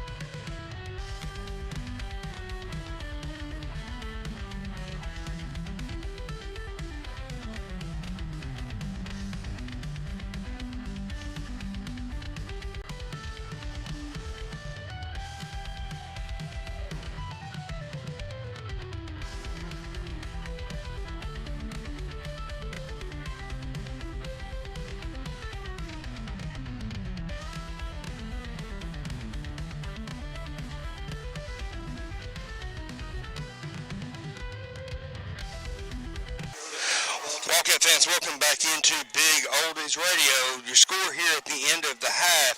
Wayne County is in front 12-0 against Collinwood, as the Cats are going to have the ball first to start the second half. Coach's halftime interview is being brought to you by Cutting Edge Painting. At Cutting Edge, we treat every home like it's our own, with care, pride, and a finish built to last. Barry Miller is on the sideline right now with Coach Willis. We'll send it down to the field for this halftime interview. All right, we're getting ready to start the third quarter. Coach Willis, man, Coach, besides 2 turnovers, really good half by your team. It is. We had a lot of momentum. Want to kick ourselves. So, the 2 turnovers we got, had good field position going in to score. Felt like we put the game away. But, you can't give up those turnovers like that. No, Coach King, well, the good thing is you get the ball here to start the third quarter. I mean, your offensive line has done such a good job. It was just owning the line of scrimmage. Big score here, and what happens? It is. It's imperative to go down and stick one in right here. We got to take care of the football, try to pound it at them a little bit right here, and see if we can get in the zone. All right, thanks, Coach. The coach's halftime interview has been sponsored by Cutting Edge Painting. We got about a minute and a half here before we start the second half of action. Wayne County out in front, 12-0. We'll be bringing you all that second half action. Stay with us right here. You're listening to Wildcat Football on Big Oldies Radio.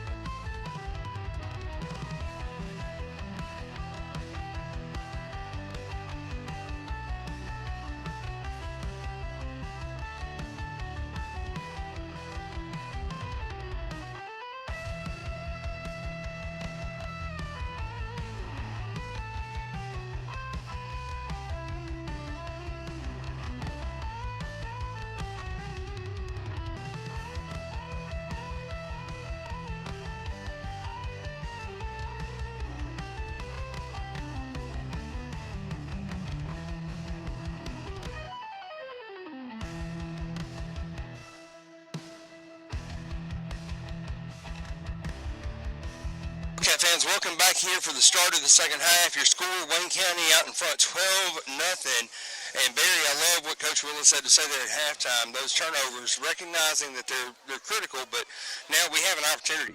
Yeah, good opportunity here. You got to be heads up here, Colin. We might try to do something here. Maybe onside, I don't know. You just got to be cautious right here. Pike and Van Fleet back deep to receive the opening kickoff, and the kick is away. It's going to be fielded at around the 27-yard line by the upback. That's going to be, actually, that is Van Fleet. It's taken by number 27. Taking Van Fleet. All the way back across the 40. And so the Cats are going to take over to open up the second half of action at the 43-yard line. It's going to be 1st and 10. Good field position. Yeah, good field position. I wondered who they would put there out there, because Collinwood likes to kick it over there to that side. Boy, what better person to put over there than Van Fleet? Yeah, absolutely. They're going to mark it all the way down to the 45-yard line. So 45 on our side of the field is where we're going to take over 1st and 10. Now they're going to mark it at the 35. What? I don't know what. The chain gang was here at the 45. The officials are now marking it at the 35. Was there a penalty that didn't get called or something? I don't know. I'm a little confused. Well, they're talking to the coach over there on the opposite sideline. I don't know what's going on here. I'm not sure that the guys in the stripes know what's going on here, to be honest with you, Barry. Let's just say in the first half, I saw some no time ran off the clock either. Yeah. So, okay, now we're going to take a few seconds off the clock because, when Van Fleet fielded the kick, the clock should have started. It did not. It takes 7 seconds off the clock, which is about right. And now with 11:53 on the clock and the ball spotted at the 35-yard line, it's going to be 1st and 10 for the Cats. Still good field position. It's not quite as good as we thought it was going to be. No, but let's see if this offensive line can keep doing what they're doing here. halftime adjustments are everything in this game, so let's take a look and see what happens. Butler in the shotgun takes the snap. He hands the ball to Vaughn. Vaughn's got a hole in front of him, and he gets across the line of scrimmage, about a 3-yard gain before he's met by the linebackers and brought down. Yeah, 3-yard gain right there. Good job by the offensive line. Nobody on that defensive line touched him right there, but the linebackers came up. 3 yards, hey, that's a good start. Vaughn only getting him 2. They're giving him 2. I thought Vaughn had a big hole there, but Hart just closed that hole up very quickly and brought him down. So it's going to be 2nd and 8 as they mark the ball down at the 37-yard line. Van Fleet and Moore come off the field. Substitution happening for the Cats. Peyton Griggs out wide right for the Cats. Weston Todd in the slot. Daniel Pike on the other side of the field. Vaughn in the backfield with Butler. Butler fakes it to Vaughn, keeps it himself, drives ahead, and that's a big boy run right there as he gets the ball all the way down to the man, what is this? They're marking him short again. I mean, he's all the way to the 45, and they're marking him back at the 43. I thought he was very close to a first down right there, but apparently not. They're going to mark him a full 2 yards short. 6 yards are going to give him credit for a little bit. Man, he was breathing on the 45. Yeah, I don't get that at all. I mean, unless he's carrying the ball between his knees, there's no way that the ball should be spotted that far back. That's crazy. So it's going to be 3rd and 2 for the Cats at the 30. That guy's offsides. It's defensive end, it looks like. Now the handoff to Vaughn right up the middle. Vaughn is definitely going to have it as he's not going to get touched until he gets it. What is that? We got punches thrown on the field. That should be the Vaughn. Yeah, somebody should be getting kicked out of this game right now as there's a little extracurricular activity. Well, that should be an ejection. Now, but I like what I'm seeing here because you've got Butler as the captain and then their captain on the field. They're talking to each other, trying to get this thing sorted out, saying, hey, look, let's not let this thing get away from us. Well, that guy should be ejected, though. That was a straight-up punch. Who was it? I didn't even see the number. Was it? Man. Looking at the replay, it's 55 that throws the punch. That's Billy Moore coming up off the field. So a 15-yard penalty tacked on to the end of the play. Vaughn gets the ball down to the 48-yard line. They're going to move it all the way down to the 38-yard line on the positive territory. No, I'm with you, Barry. Where's the ejection here? That's clear cut. You get that guy off the field. That's clear, but more Collinwood's giving you another great opportunity here, helping you. They're helping out quite a bit.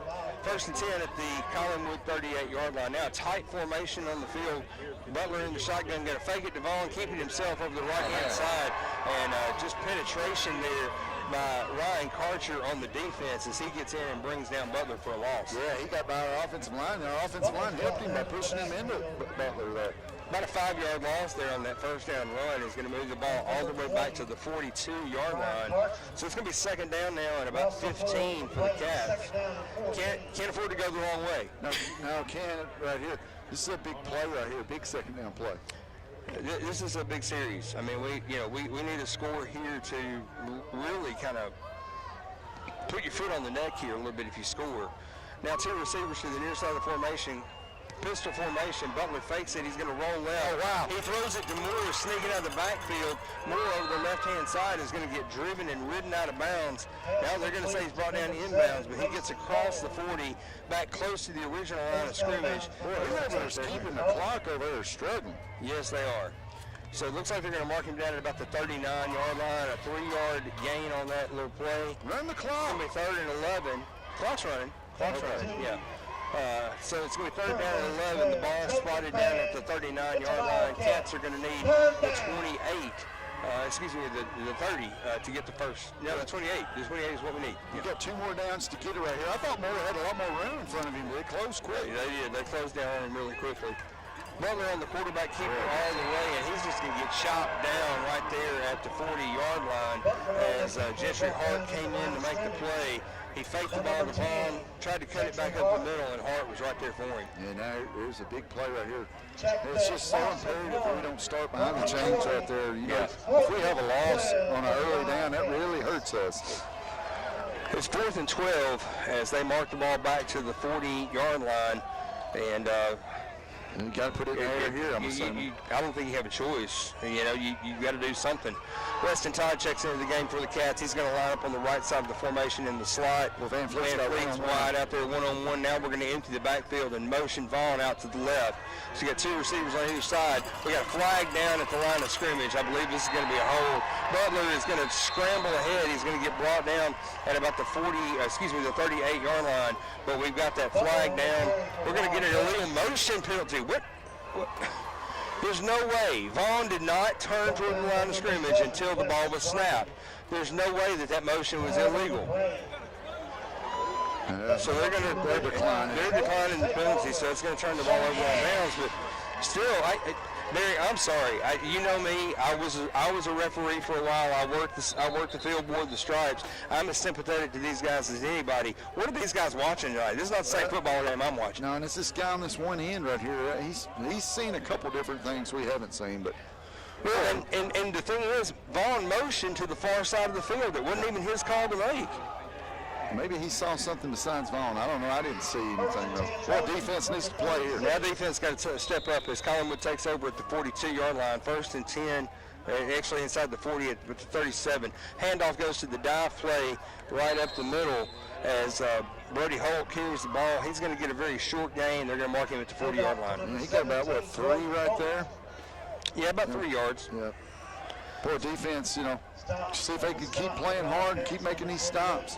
2nd down and 7 for the Trojans. Cats defense has played very well tonight in the first half. We'd love to see that continue here in the second. Trojans taking their time too. Sure are. This is gonna be close. They might be a little tight on the official's hand in the back is up. He signals 5 seconds, and now he's going to start counting down here. They're going to spread the field now. 3 receivers on the field, quarterback in the shotgun. He needs to get this play off to avoid the delay of game. Man comes in motion. Now they're running the option as he pitches the ball back to Holmes. And now Case Butler with a big play there in the backfield. Little late hit there as well, but no flag on the play there as that late cleanup. Well, who was that almost took the pitch? Yeah, was that Harris? That was Harris. No. 22. That's Castleman. Yeah. He almost took the pitch. Just about took it. Wow. Yeah. He went right by it. A big loss on that play. He moves the ball all the way back to the 35. It's going to be 3rd and long now for the Trojans. Yeah, when I saw him run by there and not get the pitch, I thought, oh no. Because I thought he's got, control, containment on the pitch. But, boy, Butler's there to clean it up. Ronnie Holt in at quarterback now for the Trojans. He's got Brody Holt to his left. He takes the snap, rolls left. He's looking down the field, and he hooks up with the receiver as he has number 26, Cole Reisner on the reception. Catches the ball right there at the 48-yard line. He's immediately hit and brought down by Roby Brown. So good job there defensively, but that is going to move the chains. Yeah, and that ball hung up there for a while. You would love for one of our guys to get up there and bat that down. Or take it away. Yeah, do something. I thought Brown was going to try to jump up there and knock it away, but instead he's kind of stayed back and made the hit. Make a play on the ball. You got to make a play there somewhere. So that's going to move the ball all the way down to the 49-yard line. It's going to be 1st and 10 for the Trojans. We're at the 6-minute mark here in the 3rd quarter. No scoring so far here in the 3rd, so the Cats still up with a 12-0 lead. Reisner comes in motion. Now the option look. Now the quarterback's going to pull up. He's throwing down the right side of the field. Barely across his receiver. He was diving, and now we're going to get a flag on that side of the field as well. They're going to call pass interference on Van Fleet. This is terrible. Call a hold on him right here. That's a terrible call. That's awful. There's no way. There's no way that Van Fleet committed a penalty there. As he had the receiver streaking down the right side of the sideline. He almost hooked up with him. He got his hand on the ball when he dove out there for it, but Van Fleet looked like good coverage to me. Yeah, it looked really good. I think they called a hold there, so it'd be, a 5-yard penalty and a 1st down? Yeah, that's going to move the ball 5 yards up to the, the officials still trying to sort out. Or 10-yard penalty. Yeah, 10 yards. So they're going to move it down to the 41-yard line. It's going to be 1st down right there for the Trojans. Now the Trojans again spreading the field. You got 2 receivers split out wide to the right, 2 to the left. One guy tight here in the slot. Quarterback Holt, number 8, in the shotgun. So we got a new quarterback. Oh, wow. Now, definitely, two guys ran early, and now Now the officials stood there and they said, do we throw the flag? I'm not sure what we do. Yeah, I mean, I was sitting there going, how long are you going to wait? You going to let the guy get 10 yards downfield before you throw it? Quarterback mixing up the snap count, going to try to get the Cats off sides, and said he drew his own guys who went early, and now eventually the flags came out. But it's going to back him up 5 yards, back to the 45-yard line. It's going to be replay a first down, but it's going to be first and long. So now... And when this is what we like, because, I mean, you play behind the chains, it's trouble for the offense. Absolutely. And neither one of these, again, we talk about it, neither one of these offenses is highly explosive. Two receivers split wide to either side of the field, and actually now three on the right-hand side for Collinwood. Holt takes a snap, he drops back, he's got good protection in front of him. He looks down the field, and he overthrows everybody. Roby Brown in position there. If he puts his hands up, might have a chance. He might have a chance to make a pick, but as it is, it's going to be a misfire on first down. Going to bring up second down. Yeah, we're going to bring up second down right here. Boy, quarterback for Collinwood, got a little too much on the ball tonight. Yeah, well, and this is a different quarterback than we saw in the first half. I don't know if we have if Rich was injured, or maybe they just went to a different look of personnel to try to mix it up a little bit. They didn't like what they were getting out of Rich, and they've gone to Holt, but we'll continue to monitor that here. Tight formation to the left-hand side. One guy split wide to the right. Holt in the shotgun, he takes a snap. Now he's going to pitch it back to the other Holt, who's going to get shoestrung tackled by Harris as he's brought down right at the 42-yard line. He's going to pick up three. He's going to pick up three. Good job by Harris right there. Good job of the defensive line. Everybody played their part right there on that pitch option. And that's what you got to do right there. Now, big play right here. Third and long. They need to get the ball down to the 30-yard line to move the sticks. So they, the down and distance is in the favor of the Cats. You got to think it's two-down territory. Yeah. They're not going to punt this ball away. So they've got two plays to get it.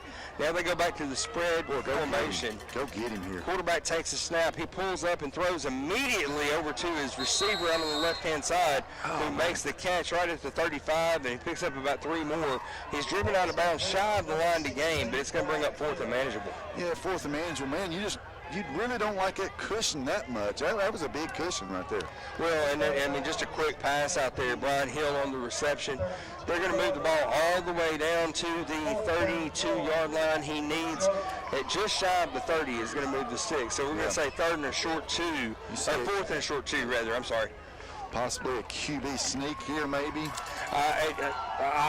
If I'm the play caller, I like quarterback draw here. They've also got, but you got to look at 17 there, the dive fullback.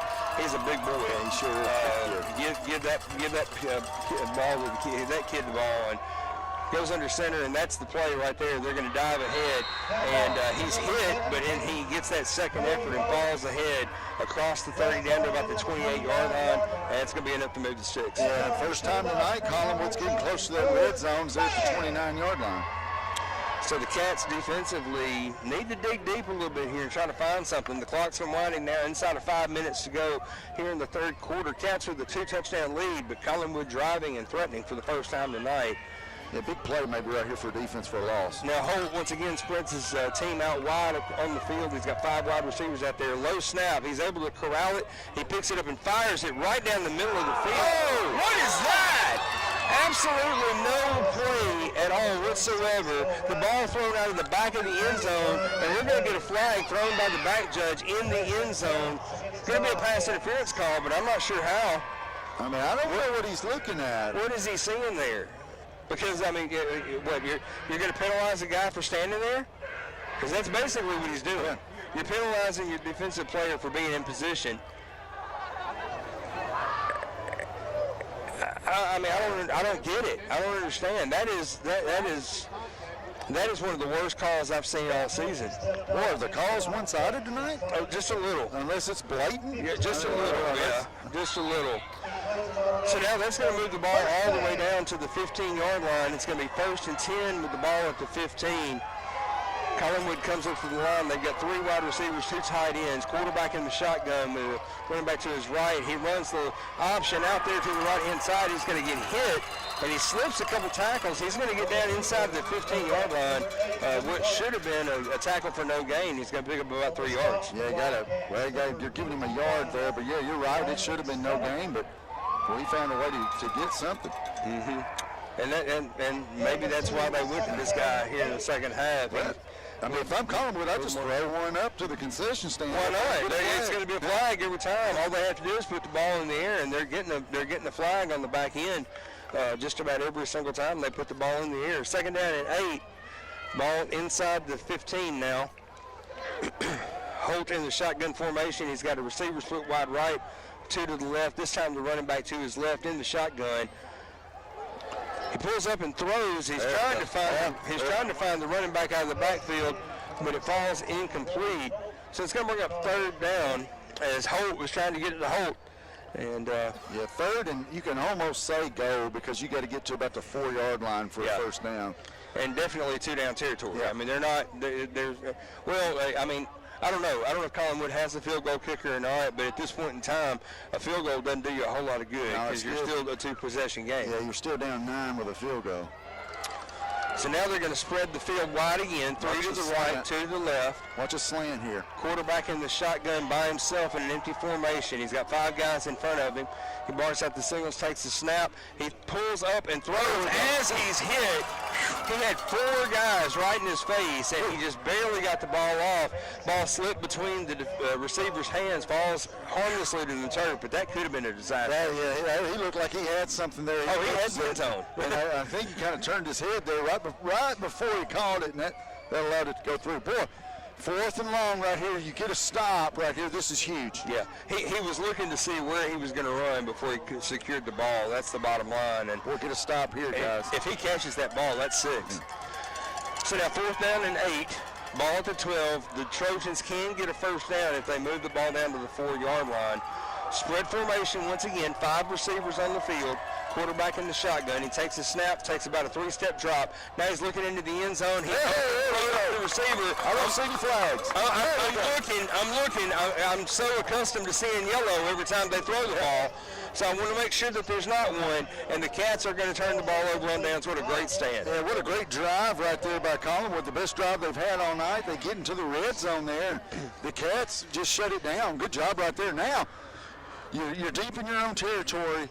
Keep us ball on the ground and just pound it. Ground and pound right here. Yeah. And let's get into the 4th quarter here and get a score. Let's make this the next 7 or 8 minutes of the most boring football we've seen all season long. Butler in the shotgun, 2 receivers out wide right. He takes the snap, hands the ball off to Vaughn. Vaughn's got the middle of the field, and he's going to get all the way down to the 20-yard line before he's hit. And he's going to get hit and drop there. 8-yard gain there on first down. Well, he's been quiet for a while, as I'm sure everybody's keying on him in the backfield back there. Right. He kind of got loose right there. Big chunky yards right there. Best first down we've had so far this half. Mm-hmm. So it's going to bring up 2nd down and 2. And so now at 2nd and 2, the playbook is wide open. You can run wherever you want to at this point. Yeah, as long as it's running it. As long as we're keeping it on the ground. Pike and Griggs tight on the right side of the formation, more in the fullback position. Hands the ball off to Vaughn over the right-hand side. Vaughn sweeping around. There we go. He's going to get hit and brought down just shy of the 25. I believe he's going to have enough to get the first down. Yeah, he is. And he kind of got slung down right there and stopped. You got to remember, he's sophomore, he's a small kid. Mm-hmm. Let him get in the weight room for a little bit, and that won't happen next year. You arm tackle him, he's running through you. Yeah. Ryan Karcher there making the play for Collinwood. Good job by him getting Vaughn to the ground. They're going to move the ball down to the 24. That's going to move the sticks. So it's going to be 1st and 10 for the Cats. We're at 2:20 to go here in the 3rd quarter. Cats still lead 12-0 here in the 3rd quarter of action. Butler brings his team to the line of scrimmage. 1 receiver split wide to either side of the field. Vaughn to his right. This quarterback design run all the way as Vaughn gets in front and Butler carries it across the 25. He's going to get down to about the 27-yard line. So about a 3-yard gain. Yeah, pick up 3 yards. Hey, I'm good with that right there. Not bad at all. That outside's kind of shut down that we wore them out on in the first half. Now we're doing that quarterback's draw basically. Yeah. Just going up the middle. Just pound it in the middle, get in there behind your guard and try to follow him and get something. So good play there on first down. It's going to bring up 2nd down and 7 for the Cats as the ball down inside the 25-yard line down to the 27. Same formation. Butler in the shotgun. He barks out the signals, takes the snap. This time he hands the ball off to Vaughn, who tries to get it up the middle, but he gets sealed off quickly, and he's brought down there at the point of attack by number 8, Ronnie Holt. Yeah, what he gained? 1, maybe? Maybe a yard. So you got a 3rd and 7 you're looking at right here. Boy, you got to be careful here. This is one of these plays I really don't like. Yeah, third and 6, 3rd and 7. We're going to be inside of a minute to go here in the third quarter at the next snap of the football. Cats need this first down. Otherwise we'll have to get Pike out there to punt the ball away for the first time. First down's huge here. Mm-hmm. Butler in the shotgun takes the snap. He hands the ball to Vaughn, sweeping left, and Vaughn's got a couple blockers in front. But I tell you what, man, this Collinwood defense, give them a little bit of credit. They got some speed on the back end. Yeah, they do. You got about 4 yards there, so you're looking at a 4th and 3. I almost say you got a punt here. Yeah, you're backed up at your own 30. You're at your own 31-yard line. You can run this clock all the way down and take it to the fourth quarter before you do anything. Yeah. He gets it down to the 31-yard line. You need the 34 to move the sticks. And Mason Moore is going to check into the game for the Cats. But I believe right now the way that the Cats are operating, late substitution, Griggs coming in for Pike. I don't believe we're going to see a snap here before. I don't know. He's raising the hand. Well, yeah, it's going to be close. It's going to be tight. Cats hustles the line of scrimmage. Butler is going to go under center, power formation. He's just trying to draw him off sides, is all he's trying to do. And that's going to take us to the end of the third quarter. Now we're going to take it. Well, now the back judge throws a flag, and they're going to call delay of game. The clock went to zeros. What in the world? Well, I don't know about that. The clock runs out on the quarter, so that is going to take us to the end of the third quarter. Your score, Wayne County 12, Collinwood nothing. We'll be back with fourth quarter action. Stay right here with us. You're listening to Wildcat Football on Big Oldies Radio.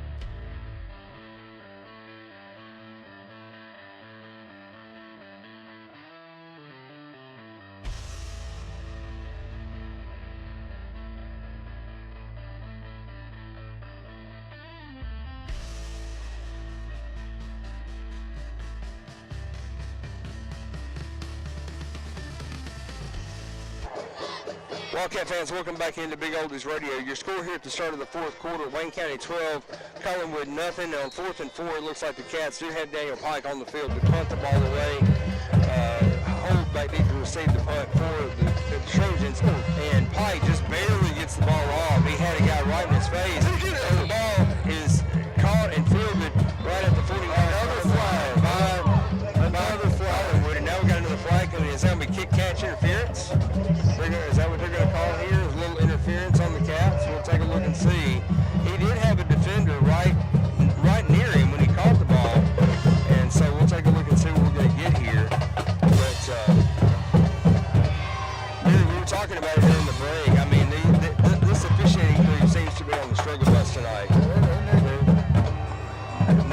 We're not getting a clean game out of the officials, and that's. I mean, a game like this, you don't want to see the officials don't need to decide the game; they need to enforce the game. Yeah. And now they're out there. What I can't figure is the guy that was getting blocked all the way downfield raises his hand for a fair catch. Right. It wasn't the guy back to receive. I mean, where do you do that? Yeah. You can't just raise your hand when you're getting blocked. No, you can't.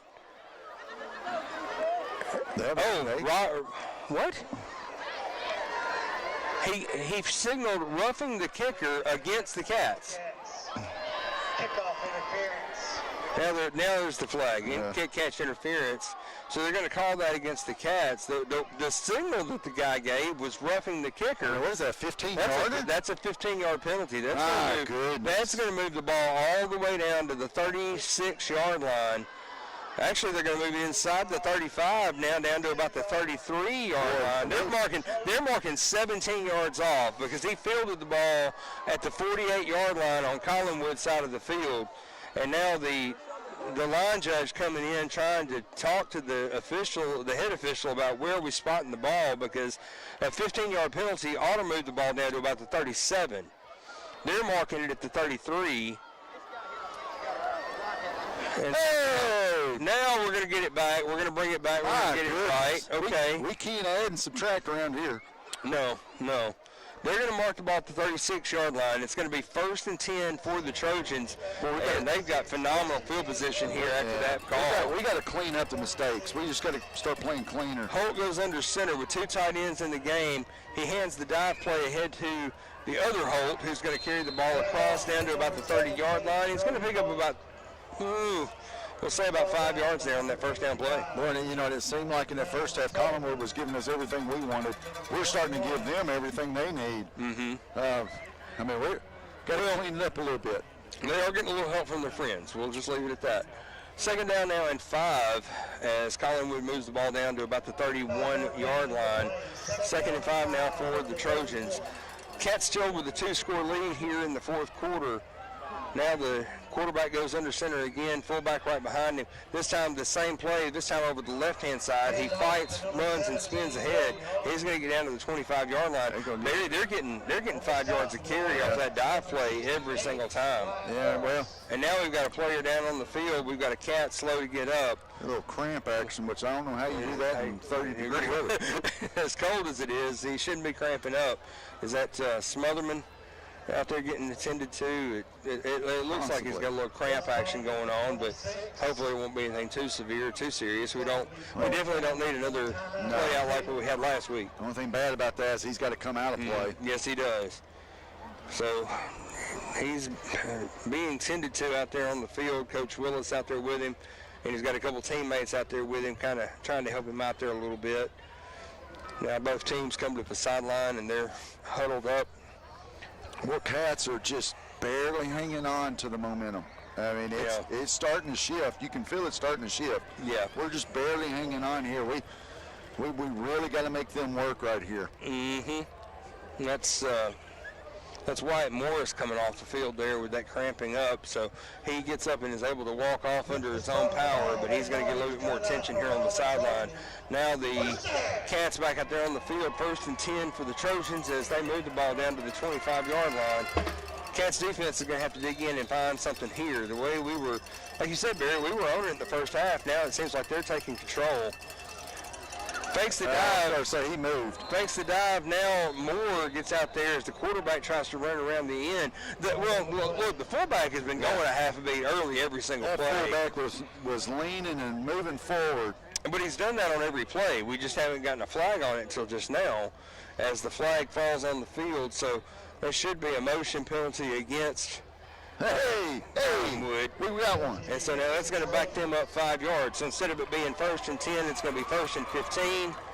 And that's going to move them all the way back to the 30. Oh, it's offset penalties. Oh, what? I don't know what the face mask? Face mask against us? Okay. Oh, man. See, we just got to clean some stuff up. So no penalty there as the penalty's offset. Just wasted some clock. Yeah, wasting clock. Okay. Replay the first down. Ball still spotted at the 26-yard line. Now Trojans coming out in that wide spread formation, 5 wide receivers on the field, quarterback in the shotgun. He looks downfield, he pulls up and throws down the right-hand side. He's got a wide open guy and just overthrows him there. That's Jake and Floyd back there in coverage. He's doing the best he can. Yeah, he kind of got confused there as he was looking one way and the receiver's going the other. Somebody missed something somewhere. Yeah.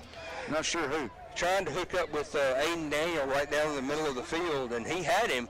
He just barely overthrew him as the ball bounced off his hands, falls out of bounds, incomplete.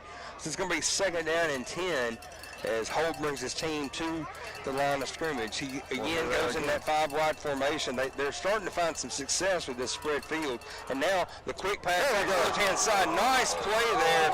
Wonder we didn't get a penalty on that play. As Roby Brown came up at the last second, he got there right at the same time the ball did, knocked it loose. Boy, he played that perfectly right there. Put a shoulder pad right in his hip.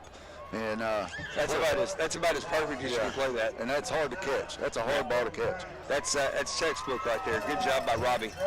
Collinwood's owning you on the line of scrimmage right now. Why are they running the ball? I don't know. Yeah, you're running the ball for 5 yards a clip. Why are you now going to pull up and start throwing the ball? I just don't understand it.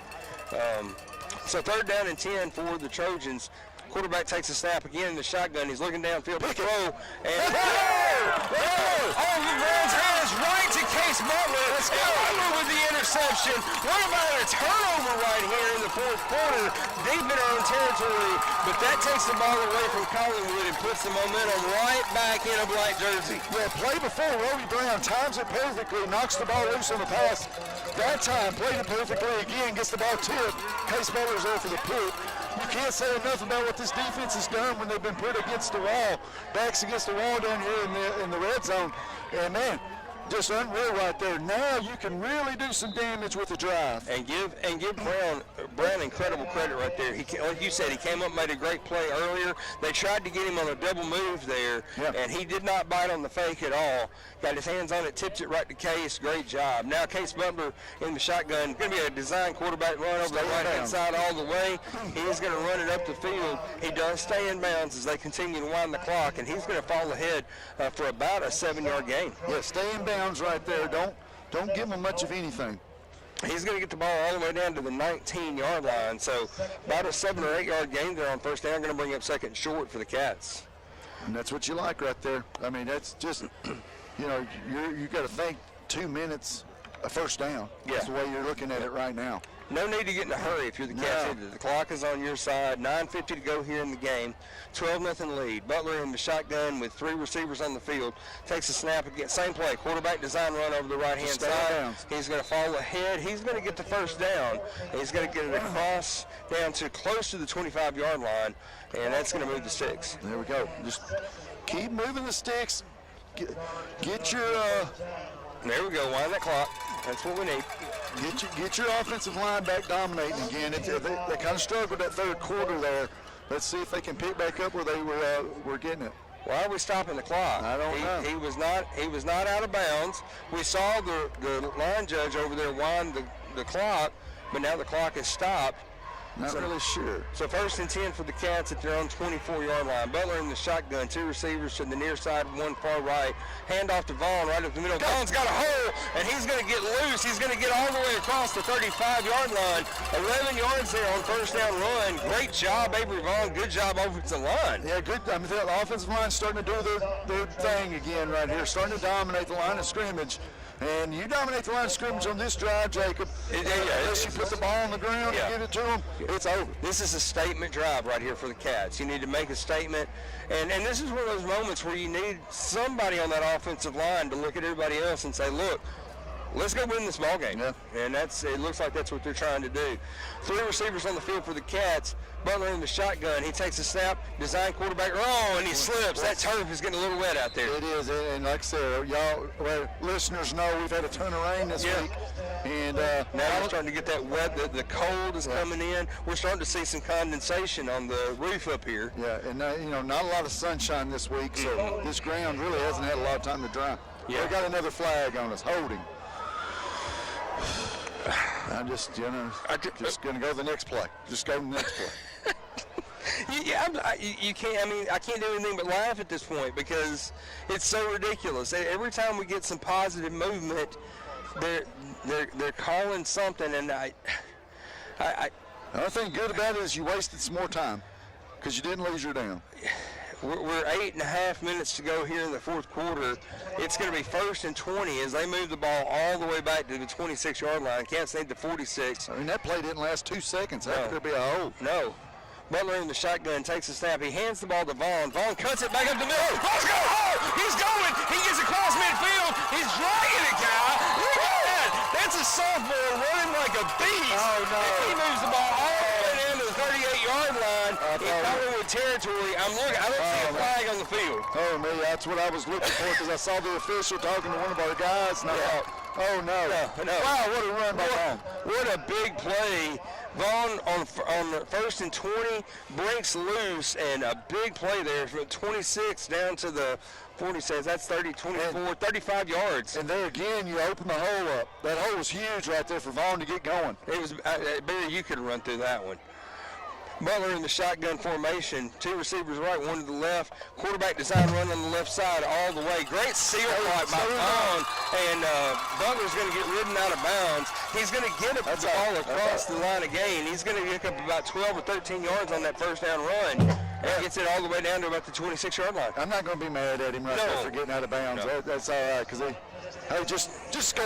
Yeah. Hey, who cares about the clock? Let's go down here and score and get you 3 scores. You get a 3-score lead, and he goes out of bounds. But now they're going to wind the clock. Now they're going to wind. Yeah, we're not stopping the clock inside unless we're inside of 2 minutes. I don't understand that. Well, Yeah. I'm just going to roll with it. Yeah, roll. Let it go.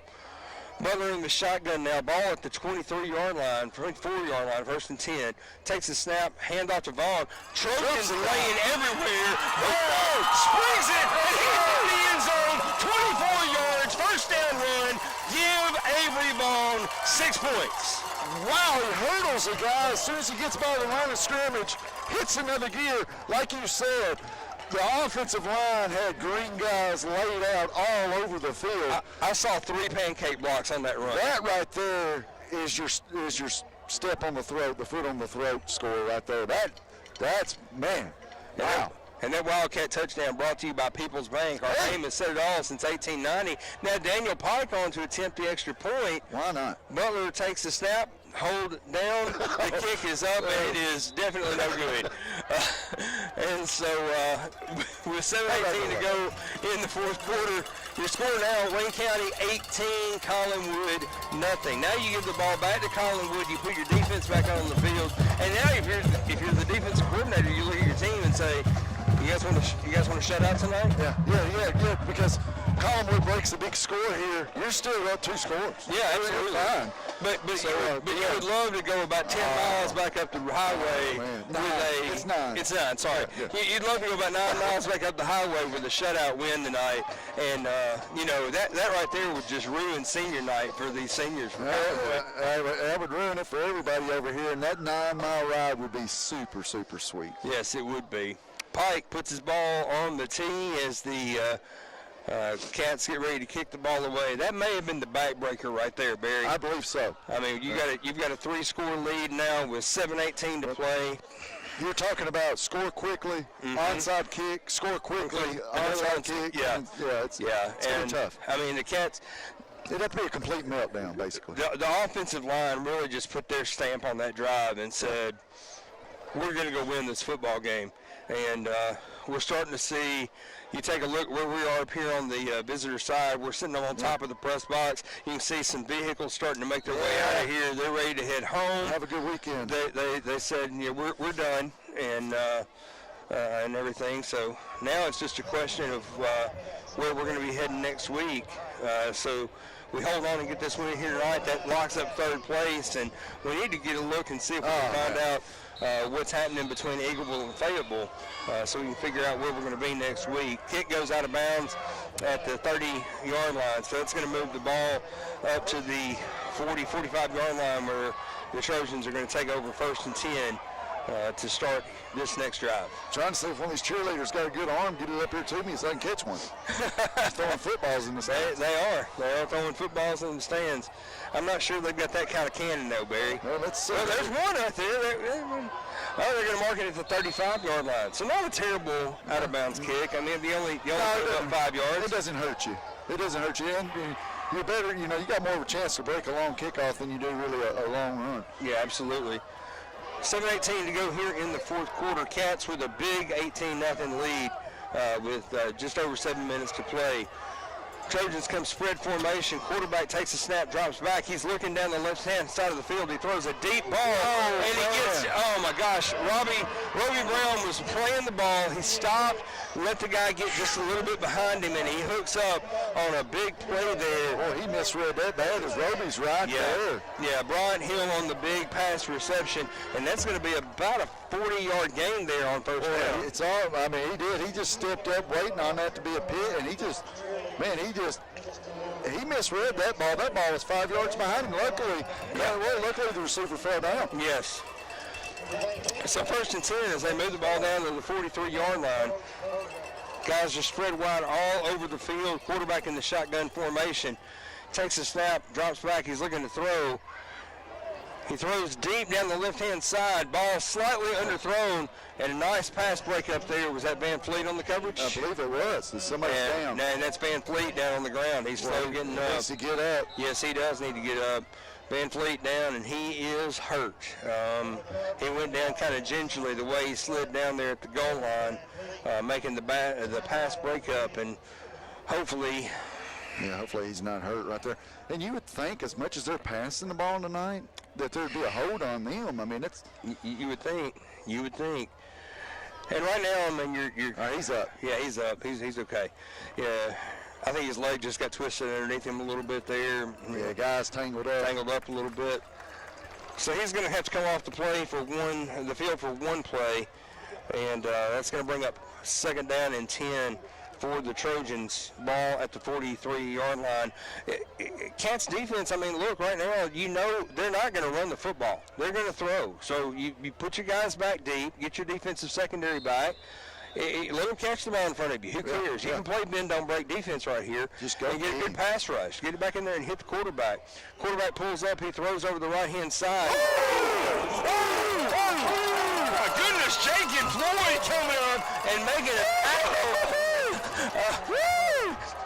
a hit with authority. Cole Reisner on the reception. He catches the ball down at the 30-yard line. He picks up about 9 yards, and Jake and Floyd said, "Hey, how you doing, buddy?" Yeah, he's coming out of the game, too. That doesn't look like his cousin Bambi right there, absolutely laying the wood. Hey, his cousin used to be able to hit like that. Wow, what a hit. Yeah, he laid it down there pretty hard. Holt in the shotgun, 5 receivers on the field, 3rd and 2. A pass rush right in his face as he throws. He hooks up over the left-hand side with the receiver, and he's going to get the 1st down. Oh, gosh, now we got a late hit coming in at the back end of the play. Do that? That late hit.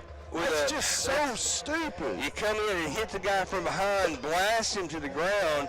That's going to be an extra 15 yards that you're going to throw. Actually, here it's going to be half the distance to the goal because they get it. They mark the ball down inside the 20 at about the 18. So that's going to be about a 14-yard penalty. Coaches are going to watch film on this and see that, and I mean you just can't do that. No, you that can't. Was absolutely terrible. Yeah, that's not discipline right there. You got to be a little bit more disciplined about that. Yeah, I mean, we're trying to win a ball game here. Yes, we are. Yes, we are. So that's going to move the ball all the way down inside the 10-yard line down to about the 9. It's going to bring 1st and goal for the Trojans. Yeah, don't. 5:43 to go here in this game. Don't give them momentum. Cats still with an 18-point lead, but you know, we talked about it. You score here, and then they line up and try to get the onside kick. They can get back in this ball game. Yeah. Widespread formation. Quarterback takes a snap. This is a design quarterback draw all the way. Holt is going to fight, and he's going to get the ball into the end zone for an 8-yard touchdown run. And they scored pretty quick there. Yeah, they only took about 2 minutes off the clock. Well, that's where the penalty hurts you right there. Because they don't even consider running that. No. You just got to play smart. Got to play smart right here. So with 5:38 to go here in the 4th quarter, Collinwood finally puts one in the end zone, and now they're going to line up to go for 2 and try to cut this thing down to a 2-score game. Hey, they're down 12? They're down 12, but no, they're not. They're going to kick it. They are going to kick it. So Holt on the hold. Hunter Montgomery on the kick attempt. The kick is up, and it looks like it is good. So with 5:38 to go here in the 4th quarter, your score now, Wayne County 18, Collinwood 7. Now you got to get your hands team out there and just be ready for the onside kick. I mean, they've got to onside it here. I don't think they have a choice. You're down 11 with less than 6 minutes to go here in the contest. You can't afford to kick it deep and play defense. Well, with Collinwood, with a guy that can kick a field goal here, you just need a touchdown and a field goal. Bad thing is you got 5.5 minutes to do that. Exactly. 5.5 minutes to play. Time is definitely not on your side. Got to be smart here. Got to be smart here. Come on, make a play, guys, on the front line. So, Cats special team goes out on the field, and you got to think your hands team is out there. We see. No way they kick this deep. I don't think there's any way they can. They can't afford to. I see it looks like Vaughn is out there on the front line. It looks like Weston Tide is out there. Yeah, they had 12 guys. It looks like Griggs is out there. Well, I don't know what they're doing here. They're lined up for, I don't know. No, I think they're lined up to go. Yeah, you got 2 guys out here who can kick. 10 can kick, or 82 can kick. So Montgomery or Hart, either one, had the option to kick this ball. Hart comes up. He puts a little pooch punt on the ground. Now Griggs just falls on it. Good job. Right at the 47-yard line, and that's exactly what you want to do. Don't be a hero. Yeah. Just fall on the ball, and let's get the possession, and let's go down the field. Let's march down the field, and let's run this clock out. Yeah, turn into a shortstop right there. Just field it and get down. So that's huge right there. Now, even if you don't get the first down here, you're still eating up a couple minutes clock. Well, yeah, exactly. And all 3 timeouts still in play for both teams, I believe. I thought Collinwood took one earlier. Well, I think it was us that might have taken one earlier. But the scoreboard shows both teams with all 3 timeouts remaining. Butler takes the snap. It's going to be a design quarterback run all the way over the right-hand side. He's going to fall ahead down to about midfield. Stay in bounds, guys. And he's going to be brought down just shy of midfield. So about a 2-yard gain there on first down. Yeah, you got to know the situation here. You got to stay in bounds. You can't just slide and get down. So 2nd down and 8 for the Cats. Or cut it up. And, yeah, like you said, going out of bounds, that does stop the clock. Yeah. I mean, you're better off. off. The clock is our friend. Yeah. I mean, you're better off getting no yards and clock running than getting 2 and it stopping. Exactly. Butler in the shotgun formation again, the 3 receivers on the field. This time the handoff to Vaughn right at the middle, and Vaughn's got a cut. He gets it close to the first down. He's going to be really, really, really close, and it looks like they're going to mark him. They're going to mark him a little. Nope, they're going to give him the first down. They give it to him. 8 yards there on 2nd down is going to pick up the first down, move the sticks, and more importantly, keep the clock running. Yeah, and if you, barring the turnover, I think if you get another first down, you can feel pretty good. Feel pretty good about it, absolutely. Van Fleet checks back into the game for the Cavs. Good to see him coming back in. Van Fleet goes out wide right along with Weston Tide. Daniel Pike wide to the left. Butler in the shotgun with Vaughn to his left. He barks out the signals, takes the snap. Design quarterback run. He's got 3 guys in his face. Just get it. Oh, what is that? He got hit. I mean, the helmet contact as he got drugged to the ground, but no penalty at all. So it's going to be about a 2 or 3 yard loss. They're going to move him all the way back to the 47. It's going to be 2nd and long. You kind of get worried there when one guy holds you up because you know what the other 2 guys are trying to do there. They're trying to strip the ball. Yeah, exactly. So kind of just get down there. Yeah. Live to play another down. 2nd and long for the Cats. 3 receivers on the field, 1 to the near side, 2 to the right. Butler in the shotgun. Now he's waiting on the back judge. Now the hand goes up, and he starts barking out signals. We got a guy coming off the edge, and he ran right to it. He gave the ball to Avery Vaughn, and Vaughn's still up. He spins out of 3 tackles, and he's, oh my goodness, this young sophomore is running like a man tonight. Boy, it's just fun to watch him right there. Wow. Big play. He needed 14 yards. He picked up 22, and he's going to move the ball all the way down inside the 25-yard line, down to about the 23. I think that's going to do that it. Right there should be about night time at this point, I believe. Clock winding inside of 4 minutes to go. Would be nice just to break one right here and just put another score up. Yeah, a nail in the coffin. Yep. Yeah, put a nail in it right here, and let's just put it away. Avery Vaughn. Boy, they hemmed him up pretty good in the first half, but in the second half, he has run like a man with his hair on fire. And that fire. could be your offensive line just wearing them out. Absolutely. Well, but I tell you what, Vaughn broke about 3 or 4 tackles on that play. I mean, that wasn't all offensive line. They did their job, but he ran pretty hard. Now waiting on the back judge to put his hand up there. There's the signal that the clock is winding down. The handoff to Vaughn up the middle once again. Good hole once again right there in the A gap as the center and guard just blew the line open. And Vaughn right up the middle for about a 10-yard gain. Another first down. Yes, indeed. They're going to move the ball all the way down to the 17-yard line. So that's going to be about a 12-yard pickup there on that first down run. And Avery Vaughn has come alive here in the second half. Has. And this offensive line, you take away the third quarter, they just dominated. Every drive just dominated. Yes, absolutely. Now Vaughn gets a chance to come out of the game. He's going to come to the sideline and get a little bit of a breather. Van Fleet checks back into the game for the Cats.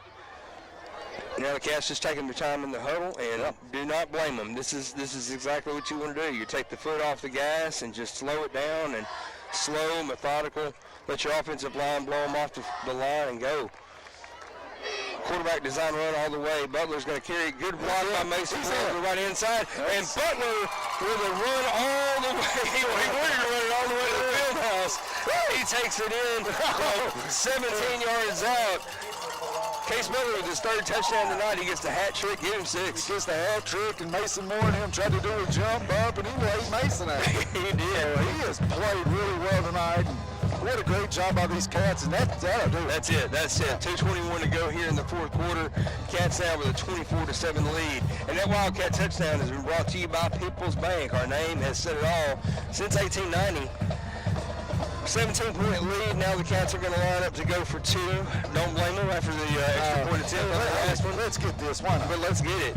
Vaughn back into the game for the Cats. Butler takes a snap. He's going to hand the ball to Vaughn. Why not? And Vaughn is going to fall across the line. This guy. But now this guy over here once again saying, no good. This is the second time tonight we've seen a ball carrier fall into the end zone on a 2-point attempt, and they wave it off saying it's no good. Yeah. 2:21 to go here in the fourth quarter. Your score, Wayne County 24, Collinwood 7. And Barry, now we're looking down the barrel of a 3-score game with 2:21 to go. Now you just go out there and have a little fun. Just go out there, have a little fun to hit somebody. Maybe put some of your young players out there, let them get a little playing time in this rivalry. You know, you lost the shutout, so you don't have anything to preserve there defensively. And so have a little fun right here. Have a little fun to hit somebody. So the win tonight, assuming that we don't do anything catastrophic, assuming nothing crazy happens in the next 2 minutes and 21 seconds, is going to lock the Cats up firmly in third place. I was trying to find a few minutes ago to see if I could see what was happening between Eagleville and Fayetteville, but I can't seem to find a score on that game anywhere. But depending on who wins that game, that's going to tell us where we're going to go next Friday night. Yeah, it sure will tell us where we're going to go. But I'm going to tell you what, you have after a big win like this right here, you start getting a little momentum. You play really well. I mean, this has been a great game. They played really well, both sides of the ball. Who knows? I mean, the right time to get hot is playoff time. That's it. Pike runs up to the ball, and he puts his foot into it, kicks the ball deep, and it's going to be fielded right around the 20-yard line. Returner brings it right up the middle, and he's going to get... Oh, he's punching him! He's going to get brought down right at the 37-yard line, and now we got some very extracurricular activity here. And as 53 comes up, that's Pacey Pig throwing some forearm shots and some punches. Some fists. I shouldn't have yelled like that right there. That's ridiculous. Yeah, you can't do that. I don't care what kind of, it's a rivalry game. I don't care what it is. That is ridiculous. You cannot have that kind of stuff happening. As you know, you just gotta. That's the second guy in green we've seen that's thrown a close fist punch. I believe it's the same guy twice. I tell you, pretty sure that guy needs to go. Twice. They need to send him to the locker room. And so now the officials trying to get everything sorted out.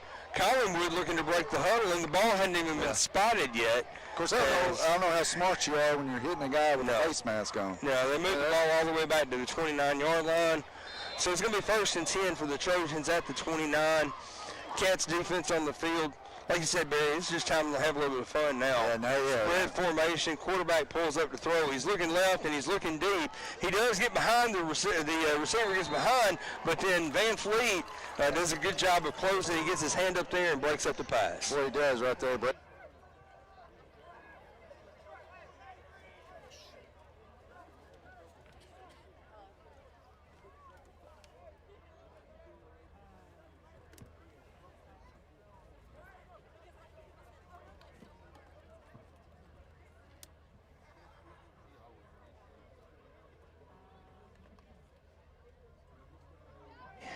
Message up here from John Harper, and it looks like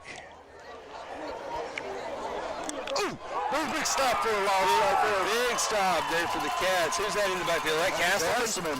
Castleman getting in there, making a big play that's Cole Reisner. Boy, Cole Reisner has not had a very good night tonight. Every time he's touched the ball, he's gotten lit up. Well, sure has. But man, I tell you what a play right there. Let's just keep pushing them back. Fayetteville out in front of Eagleville by a score of 20-7, and that's the final score there. So we will be going, looks like, to Fayetteville next Friday night for round 1 of the playoffs, Barry. There we go. So now the Trojans come to the line of scrimmage. They spread the formation again, 5 wide on the field. Quarterback in the shotgun is Holt. He takes a snap, he pulls up and throws a quick pass over the left-hand side where he hooks up with his receiver. And now Don't have a guy. Rich breaks it back out to the outside, and he gets it all the way across the 40-yard line before he runs out of bounds. They're going to spot him down at the 42-yard line. 1:16 to go here in the game. Collinwood's not going to win this game tonight, but I tell you what, give them a little bit of credit. They're not going away. They're not quitting. No, they're trying to score here, trying to throw it and get in the end zone here. Main thing we just got to do is not get hurt and don't do anything stupid. That's it. Where you can't play next week for Exactly. 5 wide receivers on the field for the Trojans. Collinwood takes a snap. Quarterback drops back to throw. He's got pressure from the backside. He throws deep down the middle of the field and overthrows everybody. So it's going to bring up second down at the 42-yard line. Clock stops on the incomplete pass, and that's the only thing you don't like about this kind of a situation here where they're trying to throw and make something happen. Yeah. We'd love to see that clock run at this point. But every time the ball hits the ground, it stops the clock, and here we go. Yeah. So the Cats, man, I tell you what, we love these Cats. It's been an up and down year. You started off really, really well. You had the big win to open the season against Richland, who came on strong. I mean, Richland's going to be first place in their region. Pitch and catch over the right-hand side is the pass complete to Daniel. Now Daniel cuts it to the outside, and he's going to get brought down in bounds right at the 40-yard line. He's going to get the first down, but he's going to get all the way down into Wayne County territory at the 40. Keep him in bounds. Just let the clock run. Play a little prevent defense. Yeah, absolutely. Let them catch it. Let them catch it in front of you and bring them down. Just keep them in bounds. But I tell you, what as I was saying before, this season has really been a season of ups and downs all year for the Cats. We win a couple, we lose a few. And now we're going to close out tonight with a big win in this game here against Collinwood. I know everybody wants this game. Now the pass rush coming, and they throw the ball short over the right-hand side. Reisner on the catch, and he's going to get hit and brought down right at about the 30-yard line. It's going to be close to a first down. But he's going to get down in the field of play, and the clock continues to run inside of 25 seconds to go here in the contest. And that's exactly what you want if you're the Cats. We want him to get rid of it quick in the middle of the field. And that should be it. We might get one more snap. I believe we might get one more play, and that's going to be it. As the clock now winds inside of 10 seconds. Collinwood comes to the line. Wide receivers split all over the field. Quarterback drops back. He's got all sorts of time. Now right here in the backfield as he throws the ball away. And the ball falls incomplete. And that was zeros on the scoreboard. Your final score tonight, Wayne County 24, Collinwood 7. We'll be back with final stats and hopefully an interview with Coach Willis. Stay right here with us. Hopefully, he'll be up here. Stay right here with us. You're listening to Wildcat Football on Big Oldies. And you're clear for 3 minutes.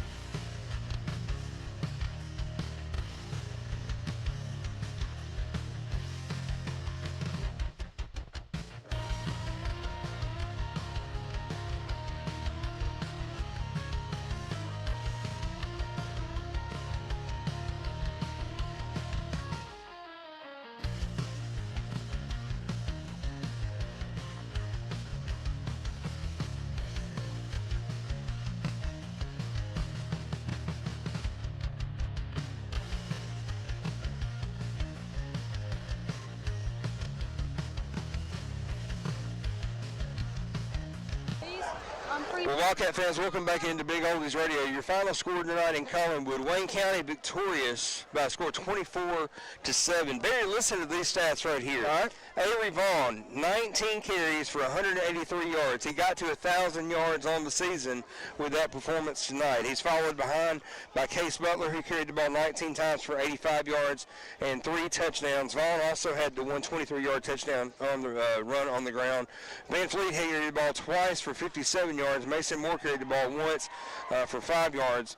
Butler completed 4 passes on 6 attempts with 1 interception and 45 yards in the air. So I tell you what, I don't know how else you do it, but to say that tonight our offensive line won this game for us. Yeah, what you're hearing there is you're hearing a lot of names. A lot of guys contributed. It wasn't just one guy tonight. No. Super proud of this offense, and I agree with you. You know, the pass game doesn't happen without the offensive line. The run game really doesn't happen without the offensive line. Offensive line night's getting our offensive player of the game. Absolutely. What are we doing on defense? Man, I'm going to tell you what, almost pitching a shutout here against an offense that's tricky, runs a lot of trick stuff that we've struggled with. Yeah. Tonight, you can't just pick one guy on the defensive side either. I give it to the whole defense. Yeah, I think you have to, because I mean, when you take a look at what the defense did tonight, you saw guys like Landon Smotherman in the backfield. You saw Caden Castleman nearly took the ball away a couple times.